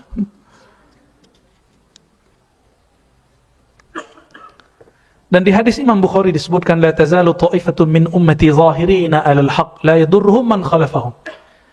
Senantiasa muncul di umatku sekelompok orang, ini kalimatnya ta'ifah, bukan banyak. Ta'ifah itu lebih kecil dari firqah. Jadi umat pecahannya firqah lebih kecil lagi, namanya ta'ifah. Ta'ifah ini bahasa dari kata tawaf, orang yang jalan, berjuang, keliling, memperjuangkan alal haq. Mereka memperjuangkan al-haq. Coba perhatikan lafaznya, alal haq. Mereka bukan merasa hak, mereka berusaha memperjuangkan al-haq. Itu beda. Mereka tidak merasa benar, tapi memperjuangkan kebenaran. Dua hal yang beda, ya. Dan manhaj kita, al-haq satu, tapi perjuangan terhadap al-haq boleh berlainan. Ya, al-haq, siapa al-haq? Allah. Al-haq menurunkan kitab yang disebut juga al-haq, Al-Quran. Turun kepada Nabi yang juga al-haq, Nabi Muhammad SAW. Itu hak. Kita tidak ada jaminan haknya. Walaupun saya bersanad, bapak bersanad, bersilsilah, bernasab, nggak ada jaminan. Gak ada jaminan. Karena tidak ada jaminan, maka perlu ada perjuangan. Disebut ta'ifatun min ummati zahirina 'alal haq. Sekelompok umatku yang ta'ifah, yang dia bergerak. Jadi digunakan kata ta'if karena menunjukkan walaupun umat Muhammad SAW banyak, tapi yang bergerak cuma 1-2 orang. Ya. Masjid pengurusnya banyak, yang aktif paling cuma 3-5 orang. Benar Kiai? Bukan nyindir, emang asli begitu. Negara ini sama. Yang benar paling cuma berapa orang, selebihnya ya begitulah. Tapi kita berharap Allah kuatkan yang 3-2-5 orang itu ya. Kita kalau mikirin banyak orang bobrok, kita juga bobrok, Pak. Kita sama diri kita aja belum tentu benar ya. Baik. La yadurruhum man khalafahum. Jadi pertama karakternya dia berjuang, memperjuangkan kebenaran tapi tidak merasa paling benar, karena kebenaran satu, perjuangannya boleh banyak. Dan yang kedua, la yadurruhum man khalafahum. Mereka tidak terganggu oleh orang yang berbeda dengannya. Ya. Ini yang disebut percaya diri. Ini yang disebut apa? Percaya diri. Artinya mereka dikucilkan, dibenci, itu nggak ngefek. Jangan sampai karakter ini ada pada diri kita, tapi di dalamnya manhajnya nggak benar. Jadi ada orang pejuang, tapi yang diperjuangkan bukan hak, yang diperjuangkan kelompoknya, egonya. Thariqat itu cuma jalan, mazhab itu cuma jalan, manhaj cuma jalan. Bukan ini yang kita perjuangkan. Yang kita perjuangkan al-haqnya. Jadi saya tidak berjuang untuk Imam Asy'ari, untuk Imam Bukhari, untuk Imam Syafi'i, enggak. Saya berjuang untuk al-haq. Paham maksudnya? Maka kita tidak mengkultuskan Imam Asy'ari, tidak mengkultuskan Syekh Abdul Qadir Jilani, walaupun kita ngambil thariqahnya. Jadi jika ada orang mengkritik thariqat kita, mazhab kita, nggak ada apa-apa, nggak marah, kita nggak marah. Tapi jika dia kritik al-haq, baru kita marah. Maka marahnya bukan marah kelompok, tapi marahnya marah keruhanian. Kalau ruh marah, kemarahannya permanen, dan itu ada rahmah di dalamnya, ya. Hatta ya'ti Allah, hatta ya'ti amrullah, sampai datanglah amrullah. Amrullah secara harfiah urusan Allah. Tapi kalau kembali ke surat yang ada di Quran, yas'alunaka qulir ruh min amri rabbi. Katakanlah ruh adalah amru rabbi. Rabbi Allah, ar-ruh amrullah. Hatta ya'ti ruhullah. Siapakah ruhullah? Sayyidina Isa. Kalau ruhullah turun, berarti Imam Mahdinya sudah ada. Kita bukan ikut Nabi Isa, ingat. Kita bukan ikut Nabi. Nabi Isa ikut siapa? Ikut Al-Mahdi. Maka yang kita ikuti Al-Mahdi. Al-Mahdi ikut siapa? Ikut Nabi Muhammad SAW. Maka yang diikuti tetap Nabi Muhammad. Ini pemaknaan lain. Biasanya orang mengartikan hatta ya'tiya amrullah, sampai datang kemenangan. Kemenangan itu abstrak.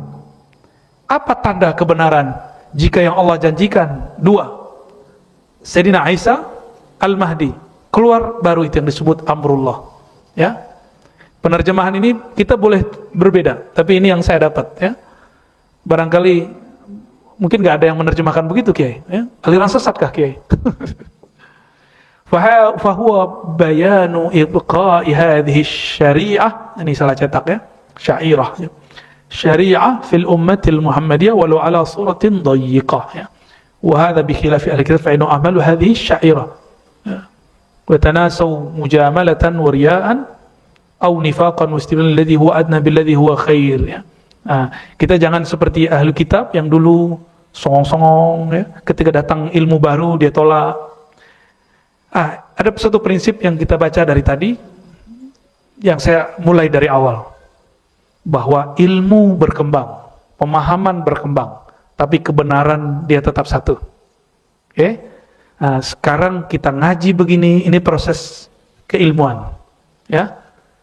Dan saya tidak boleh merasa paling benar, apalagi yang jadi jamaah. Salah satu kesuksesan kami ngajar, jamaahnya, murid-muridnya tidak merasa paling benar di antara kelompok-kelompok yang lain. Tapi dia mengatakan, kami berjuang untuk kebenaran, tapi kami tidak merasa paling benar. Nanti kita lihat sampai 2024, 2027, 2030 masih begitu nggak? Kalau begitu berarti saya sukses ngajar, ya. Insya Allah. Mana jamnya nih? Jam 9. Nyambung yang ke-8. Qaunul Masih Isa min afradi hadhil ummah. Barusan saya menyampaikan makna amrullah, salah satunya adalah ruhullah. Yang disebut ruhullah siapa? Sayyidina Isa. Tapi ruhullah ikut kepada Sayyidur Ruh, Sayyidnya Ruh Nabi Muhammad. Nabi Muhammad mengatakan Al-Mahdi minni, ya.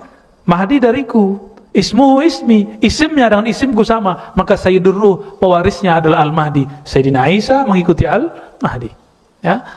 Nomor 8-nya Qaunul Masih Isa min afradi hadhil ummah. Nabi Isa seorang nabi di masanya, tapi ketika dia turun, dia bukan jadi seorang nabi mandiri, tapi dia mengikuti umat Muhammad, bukan langsung Nabi Muhammadnya. Coba tinggi nggak umat nih? Umat kita nanti ada imamnya. Imamnya bukan nabi, Imam Mahdi bukan nabi, oke? Al-Mahdi laisa binabiyyin. Mahdi bukan nabi, tapi Nabi Isa ikut Mahdi. Paham kira-kira maksudnya nih? Berarti kenabian Nabi Isa tunduk kepada Nabi Muhammad SAW. Jika semua nabi diturunkan kembali, 124.000 nabi turun semuanya menjadi pengikut Nabi Muhammad SAW. Kalau ada imamnya saat itu, itulah imamnya.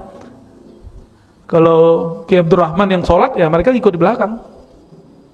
Ikut di belakang. Karena mereka belum pernah tahfiz kayak Kiai Abdurrahman kan. Kira-kira seperti itu ya. Kira-kira antum hebat gak? Nabi di zaman dulu, umat di zaman ini. Jadi level umat ini kalau benar dididiknya, itu selevel Nabi di zaman dulu jika dia ulama. Itulah maksud dahulu Abah Guru Sekumpul, sehingga dituduh sesat oleh orang tidak mengerti. Apa kata Abah Guru Sekumpul? Syekh Muhammad Zaini As-Samani. Kata beliau, Al-awliya, para aulia itu pada hakikat diri mereka adalah Nabi. Ini kalimat kan berbahaya. Saya baru ngerti ketika membaca hadis Al-ulama warasatul anbiya. Ulama itu jadi mulia itu karena di dalam dirinya ada waris. Waris dari siapa? Waris dari Nabi Muhammad SAW atau Nabi Isa. Maka ulama ini kayak Abdurrahman, dia mungkin mewarisi Nabi Daud, mungkin Nabi yang lain. Kalau suaranya enak, pembacaannya, kalau bilang ngimamin kita hanyut, itu dapat pancaran Nabi Daud tuh, pewaris Nabi Daud. Kalau berbicara tentang ilmu, kita terfana, itu warisan Nabi Isa alaihi salatu wassalam. Ya, Nabi Musa suka debat, ya.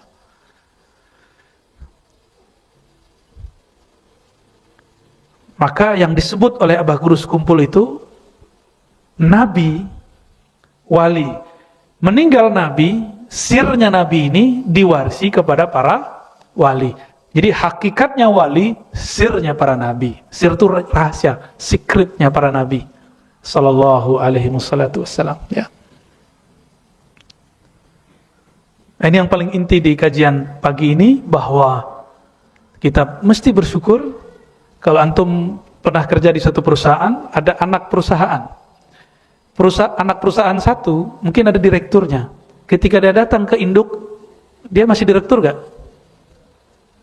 Dia di bawah manajer yang ada di, nah, manajer itu imamnya lah kira-kira, GM-nya, presiden direkturnya, itulah kira-kira Nabi Muhammad sallallahu alaihi wasallam. Tapi uniknya umat ini diberikan di akhir, sedangkan secara zahir para nabi dahulu, Nabi Adam sampai Nabi Isa, ya, lebih awal. Jadi kalau dalam hadis Imam An-Nu'aim dikatakan, ana awwalu nabiyyin, aku nabi pertama, tapi akhiruhum bi'asa, tapi yang terakhir diutus. Nabi pertama, terakhir diutus bi'as atau risalah. Jadi kenabiannya awal, kerasulannya terakhir. Paham di situ? Kenapa terakhir kerasulannya? Supaya syariat yang awal-awal diringankan dan disempurnakan. Jadi sempurna itu bukan saklek, sempurna itu justru kemudahan yang tiada bertepi. Itulah syariat Nabi Muhammad sallallahu alaihi wasallam, ya. Semoga Allah memberkahi pewakaf masjid ini, pengurus masjid ini, orang-orang yang mengajar masjid ini, orang yang datang ke masjid ini, siapapun yang ikuti pengajian ini, baik datang langsung ataupun tidak datang, ya, jauh ataupun dekat. Wabil khusus kepada guru dari guru kita, Abuya Said Muhammad Alawi Al-Maliki. Saya dipanggil Abuya bukan gelar dari saya, Pak, ya, itu gelar dari guru saya. Ya. Kalau saya nggak berani pakai gelar Abuya, karena Abuya itu gelar ulama besar.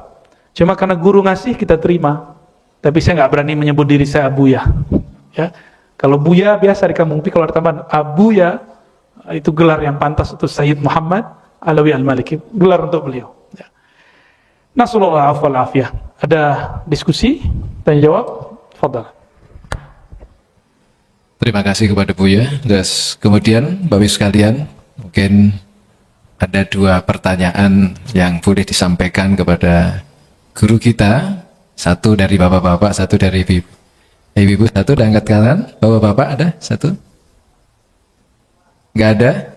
Baik, dua ya. Untuk ke bapak-bapak dulu. Tolong panitia dibantu untuk menyampaikan mic-nya.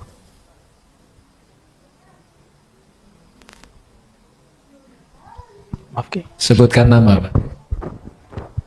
Bismillahirrahmanirrahim. Assalamualaikum warahmatullahi wabarakatuh. Assalamualaikum warahmatullahi wabarakatuh. Dengan Umar Al-Hafiz, Buya, mohon izin bertanya dan mohon maaf sebelumnya. Di dalam surah Al-Kahfi ayat yang terakhir, Allah menjelaskan wa may yarju liqa rabbih falyamal amalan shaliha wa la yusyrik bi ibadati rabbih ahada. Yang jadi pertanyaannya, mohon izin Buya penjelasannya mengenai liqa rabbih di dunia. Apakah bentuk kita taklim di sini adalah salah satu bentuk liqa rabbih? Masya Allah. Syukran Buya. Assalamualaikum warahmatullahi wabarakatuh. Assalamualaikum. Nanti ada di sini tentang kekhususan Nabi Muhammad. Salah satunya adalah ru'yatu Rabb, memandang Allah Subhanahu wa taala. Ru'yatu Rabbil Izzah. Jika nabinya diizinkan memandang Allah, maka umatnya akan diizinkan memandang Allah. Nah, tadi pertanyaannya tentang akhir dari surah Al-Kahf. Jadi sirnya surah Al-Kahf itu di akhirnya. Maka ketika disebutkan siapa yang baca 10 ayat dari Al-Kahf, surah Al-Kahf, menurut saya itu 10 ayat terakhir. Wallahu a'lam bishawab. Kenapa? Kan di situ disebutkan membaca ini akan membuat seseorang selamat dari Dajjal. Betul ya? Dajjal itu misinya satu, mengalihkan manusia dari tauhid kepada syirik tanpa disadari. Dari tauhid ke syirik. Ujung ayat ini, siapakah yang menginginkan liqa'a rabbih, bertemu dengan Allah, maka hendaklah dia menyembah Allah dan tidak syirik sama sekali, beramal soleh dan tidak syirik sama sekali. Nah, ini ayatnya. Inilah yang kita sebut sirru suratil kahf, rahasia yang Allah titipkan di dalam surah Al-Kahf. Dan inilah yang membuat Al-Mahdiyin selamat, tentara Imam Mahdi nanti selamat. Itu ayatnya. Bagaimana dengan riwayat yang menyebutkan 10 ayat pertama? Kalau guru kita Al-Habib Omar, ya, walaupun saya hanya beberapa kali liqa dengan beliau, tapi kita sering ngaji dan mahabbah kirim Fatihah ke beliau. Semoga beliau mengakui kita sebagai muridnya ya. Insyaallah nanti kita juga datang ke tempat beliau. Al-Habib Omar mengartikan digabung 3 ayat atau 10 ayat awal dan akhir masuk semua. Jadi beliau memilih untuk menggabung. Ya. Dan inilah rahasia daripada Al-Kahf, ayat tauhid. Tauhid yang sebenarnya itu di ujung, Pak. Maka saya sarankan kalau Jumat baca aja deh dari awal sampai akhir, ya. Kalau nggak sempat lagi safar, baru baca depan 10, belakangnya 10. Jadi untuk kita amalkan tetap digabung depan, belakang. Tapi kalau orang bertanya, sebenarnya rahasianya di mana? Itu di ujung. Ya, itu di ujung. Dan surah Al-Kahf ini paling unik karena menyebutkan kisah Ashabul Kahf, menyebutkan Ya'juj Ma'juj. Nanti setelah Imam Mahdi, Dajjal, Imam Mahdi, baru Ya'juj Ma'juj. Jadi Imam Mahdi itu perang 2 kali, Pak. Pertama melawan Dajjal, yang kedua melawan Ya'juj Ma'juj. Ya'juj Ma'juj itu perusak. Jadi, dan ini jangan rasis ya. Itu bukan ras ini dan ras itu, bukan. Ya'juj Ma'juj itu makhluk, dibilang manusia kayak monster, dibilang monster, mukanya ada manusianya. Dan ada yang kecil, ada yang besar. Apapun yang dia hinggapi, yang dia temui, dimakan sama dia. Ketemu tembok dimakan. Ketemu mobil dimakan. Ketemu orang, kepala orang itu dimakan. Ya'juj Ma'juj. Ya. Dan hancurnya hanya dengan doa Nabi Isa. Berjuang. Ini mereka berdua kan berjuang nih. Al-Mahdi, Isa. Nah, apa yang membuat mereka doa tauhid? Imam Mahdi, Nabi Isa berdoa, doa tauhid. Itu yang membuat kita selamat. Tapi itu sudah akhir. Setelah itu semua orang beriman meninggal dengan satu tiupan angin. Itu tiupannya bukan angin biasa, itu tiupannya malaikat maut. Siapapun beriman di kolbunya meninggal seperti dia kena angin. Kamu nggak meninggal begitu? Ya, maka tasdik kepada ilmu akhir zamannya harus kuat. Ya, sehingga kolbunya betul-betul tenang. Ciri-ciri ngaji akhir zamannya benar, kolbunya tambah tenang, bukan galau gelisah. Seandainya besok turun Dajjal, kita tetap harus kerja hari ini, kira-kira gitu. Ya, kita harus tetap ngaji hari ini, jangan takut. Seandainya besok langsung kiamat, kita tetap harus berangkat sholat zuhur hari ini. besok-besok, yang penting sekarang. Taib. Jadi itu rahasia daripada akhir surat Al-Kahf. Ya. Nah, memandang Allah, liqa'a rabbihim, bertemu. Gak usah bertemu Allah deh. Ketemu kiai aja sulit. Ketemu Habib aja sulit. Kecuali Habib dokter. Ya. Ketemu presiden sulit. Ada seorang santri ngomong begini, ketemu Tuhan lebih gampang dari ketemu wali. Nggak ngerti dia, ini santrinya masih bahlul ini ya. Ketemu Tuhan sholat, emang ente bisa sholat kalau nggak mengerti ilmu kewalian? Emang orang bisa sholat, bisa bertemu Allah kalau dia nggak berguru ke wali? Nggak mungkin. Itu mungkin karena saking sulitnya dia ketemu seorang Habib atau seorang kiai ya. Ketemu makhluk yang spesial pun sulit, gimana mau ketemu Allah? Tapi Allah mengatakan, inni qarib, aku sangat dekat. Nah ini, jadi Allah itu kasih silogi-silogi, siloka-siloka, kalimat-kalimat yang membuat orang-orang yang tadinya berpikir ngambang, balik lagi. Jika hambaku bertanya tentang aku, katakan aku dekat. Berarti mau ketemu Allah, harus tahu pintu kedekatan itu. Apa pintu kedekatan kepada Allah? Inna rahmatallahi qaribun minal muhsinin. Sesungguhnya rahmat Allah dekat kepada orang yang muhsin, ihsan. Rahmat Allah. Siapakah yang disebut rahmat Allah? Rahmat Allah itu nama siapa? Kita kan terjemahinnya kasih sayang. Itu terjemah. Siapa rahmat Allah itu? Wa ma arsalnaka illa rahmatan lil alamin. Bolak-balik di situ aja, Pak. Mau kemana-mana pergi, baliknya ke situ, ke Nabi Muhammad. Sesungguhnya rahmat Allah, yaitu Muhammad. Dekat kepada orang yang muhsinin. Siapakah muhsinin? Muhsinin ini dua. Orang beribadah seakan memandangnya. Nabi mengatakan, sholatlah kamu kama ra'aitumuni sholli, seperti kamu melihatku. Jadi sholat yang benar itu ketika Bapak merasa berimam, rasanya dipimpin Rasulullah, baru ketemu Allah. Ya, kalau enggak ketemu Allah.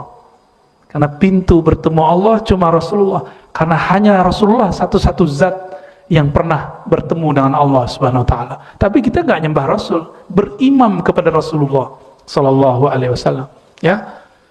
Gitu, Pak. Saya nutup-nutup ini dibuka-buka lagi. Baik. Baik, untuk selanjutnya Ibu, mana tadi anak-anak? Tolong mic-nya untuk Ibu. Berdiri, Alki Majalan.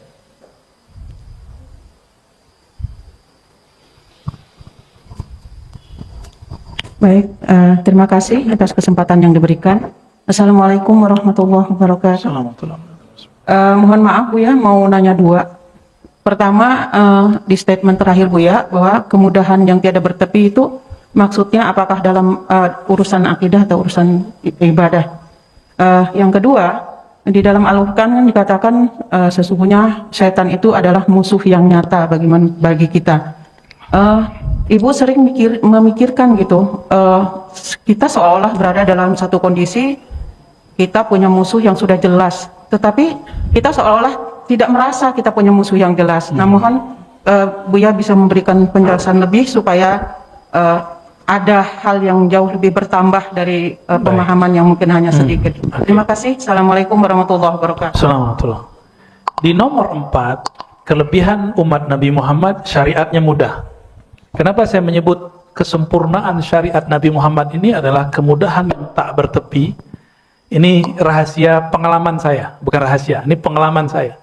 Semakin saya belajar Al-Quran, Sunnah, membaca kitab-kitab yang ada dan juga mengamalkannya, dan berguru kepada guru yang berlainan faham, semakin saya faham, ternyata yang dulu saya anggap saklek, itu nggak saklek.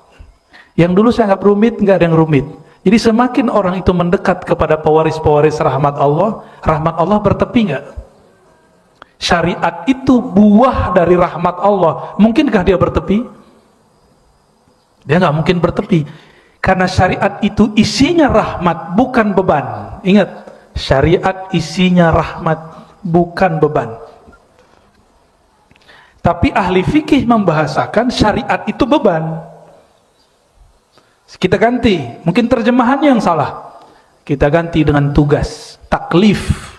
Secara harfiah taklif artinya apa pakai? Beban kan? Itu harus diganti pakai pas ngajar. Kita ganti tugas. Karena kalau diartikan syariat itu beban, waduh gawat. Sejak kapan Allah membebani kita? Emang Allah butuh kita? Kapan Allah memerlukan kita? Kita yang perlu Allah atau Allah perlu kita? Nah, orang yang paham, kata Ibnu Ta'ilah, ada orang di hadis Nabi masuk surga dipaksa. Ibnu Ta'ilah yang jawab, umat manusia pada dasarnya malas sholat, bener ya? Subuh kayak berat, tahajud berat. Tapi ketika diwajibkan sholat 5 waktu, mereka terpaksa. Dan kunci sorga yang paling asas itu 5 waktu itu. Dipaksa bayar zakat. Itu namanya pemaksaan masuk sorga. Itu nggak mau. Jadi itu bukan beban, itu hadiah dari Allah Subhanahu Wa Taala. Ya. Ada kita kayak dipaksa sama orang, ayo kamu ikut, yang penting kamu ikut. Kita bingung, apa sih paksa-paksa? Ternyata kita mau dikasih hadiah sama dia, senang nggak? Paksaan yang dicintai, paksaan yang disukai. Itulah syariat. Jadi jangan berpikir agama adalah beban, bukan. Agama adalah hadiah rahmat Allah Subhanahu Wa Taala. Jadi kalau mau ketemu orang ahli agama, jangan bayangin beban. Wah, ini materi apa lagi nih? Berat lagi di kepala gue nih. Enggak begitu. Semakin saya belajar, pikiran saya merasakan kok agama itu tambah mudah. Dan enggak ada bagian di agama ini yang sulit. Dulu mikirin sholat witir, ribet amat sih sholat witir. Sekarang malah jadi kecanduan, nikmat sekali. Zikir pagi sore, dulu kayaknya, waduh, subhanallah 100, alhamdulillah 100. Kayaknya beban. Tapi lama-lama kita yang memerlukan kalimat ini, bukan beban. Ya. Sholat jamaah beban ya. Antum jamaah itu pasti diterima sholatnya. Nih jaminan. Antum sholat jamaah pasti diterima. Tapi kalau sendiri walaupun khusyuk belum tentu diterima. Ya.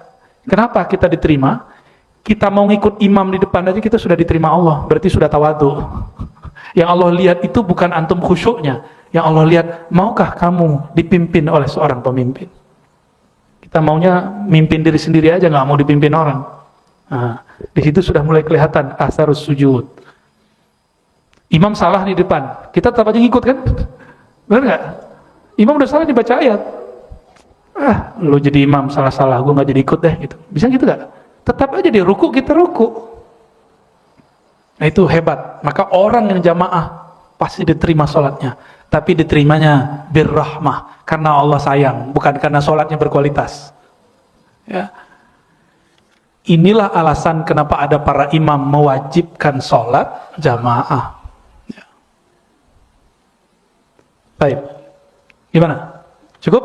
Udah 2? Mau nambah lagi? Iya, tadi yang pertanyaan kedua untuk Ibu tadi. Oh, yang kedua apa tadi? Oh, setan. Setan, musuh setan. Baik. Setan itu sifat, Bu. Sebutan untuk sifat. Maka sifat ini ada pada iblis, ada pada manusia, ada pada hewan. Maka Nabi menyebut ular yang berbisa itu setan, boleh dibunuh dalam sholat. Ini kita lagi sholat, atau apa namanya yang kakinya banyak itu? Kelabang. Kita lagi sholat, ada kelabang lewat, kita boleh bunuh, kata Nabi, uqtuluhu fa innahu syaitan. Itu setan. Ular berbisa itu boleh dibunuh saat mengganggu kita sholat. Jadi syaitan itu sifat. Di Quran disebut syayatinul jinni wal ins. Ada setan jin, ada setan ins, manusia. Setan itu ngapain dia? Ngasih was-was. Kalau ada lewat kelabang, kita was-was nggak? Nah, maka dia setan. Tapi yang boleh dibunuh cuma 2 setan ini. Setan manusia nggak boleh langsung dibunuh, Pak. Ya, dulu saya masih ingat kita dapat hadis lagi mondok, dapat hadis bahwa di masa sahabat Nabi, ada seorang sahabat sholat diganggu oleh anak raja. Dia gampar itu anak, pok. Kami dapat hadis riwayat itu, langsung ngamalin.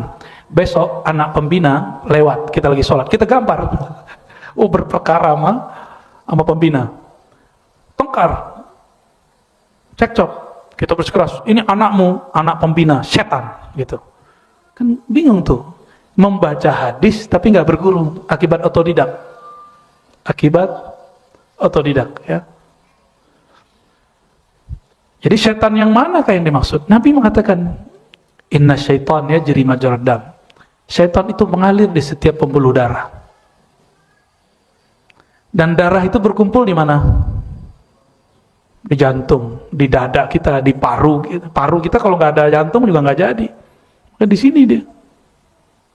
Kita lagi jatuh cinta, ini yang berdebar. Kita lagi benci emosi, ini yang berdebar. Nabi mengatakan musuh terbesarmu ada di dalam dadamu. Baina inna a'daikum ma baina janbaikum, gitu gimana kalimatnya? Gitu ya lafaznya. Hadis Tirmizi. Sesungguhnya musuh terbesarmu adalah antara dua, ini disebut dua sisi. Janbaikum, dua sisimu. Ini dia di dalam. Nah, apakah kita harus membunuh diri? Enggak kan? Nah, berarti kalimat setan, sikap terhadap sifat-sifat ini berlainan. Terhadap diri dengan mukhalafah, melawan. Kalau kita bangunnya sulit, lawan, ngantuknya dilawan. Suka makan, kurangi makannya.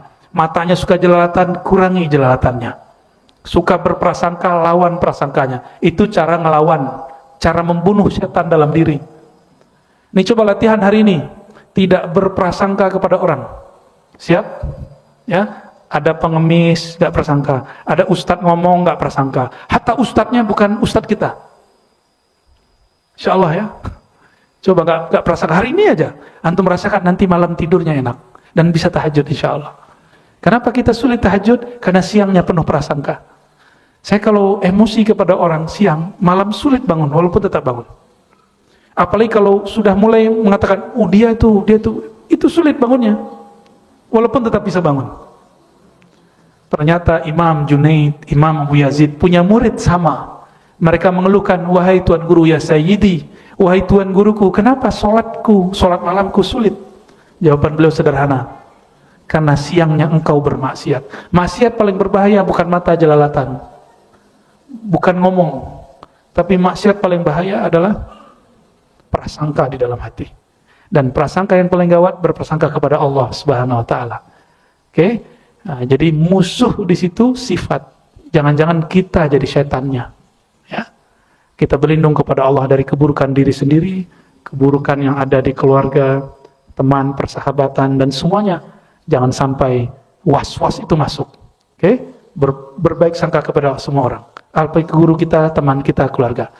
Barangkali cukup, saya lupa udah 9:30. Nanti pertanyaannya ditabung ya, Mas ya. Insya Allah bulan depan ada anak saya 100 hari, mungkin kita cari hari lain, ya. Ya, insya Allah ini salah satu basis kita nanti untuk ya. Jadi saya kalau ngaji pengajian ini nggak banyak-banyak. Pengajian masjid saya cuma beberapa. Mungkin di Cinere ini dan Puri kali ya, wallahu a'lam bishawab. Udah cuma beberapa pakai ya. Kita tutup dengan doa. Allah hazini wa likulli niyyati shalihah. Kita kirimkan Al-Fatihah untuk Nabi Muhammad SAW dan untuk diri kita sendiri, orang tua dan semua guru-guru masyaikh dan siapapun yang hadir ataupun yang mendengarkan kajian ini. Lana wa lahumul Fatihah. A'udzubillahi bismillah. Ar-Rahmanir-Rahim. Ya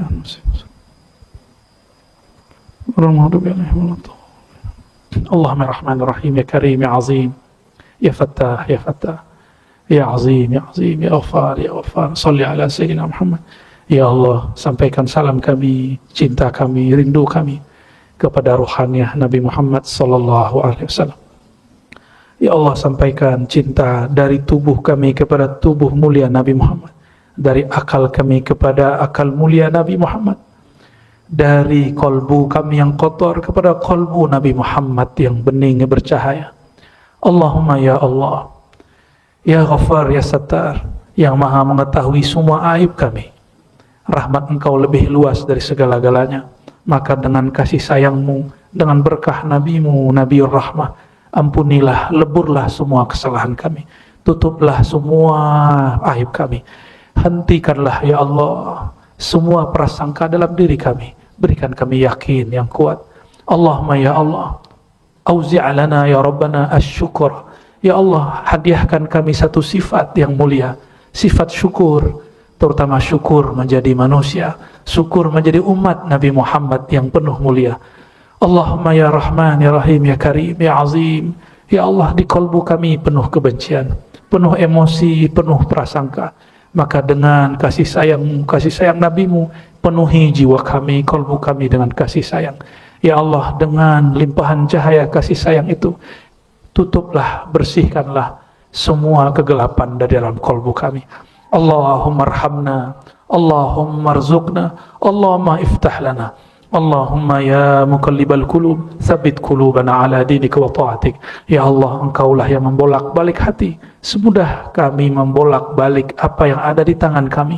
Maka ya Allah, tetapkan hati kami digerakkan, diubah dalam kebenaran dan kebaikan, dan hidupkan kami dalam kebenaran dan kebaikan. Dan jika Engkau matikan kami dalam menyebut nama-Mu dan nama-nama kekasih-Mu, Nabiuna Muhammad sallallahu alaihi wasallam. Allahumma ahyina biha, Allahumma amitna biha.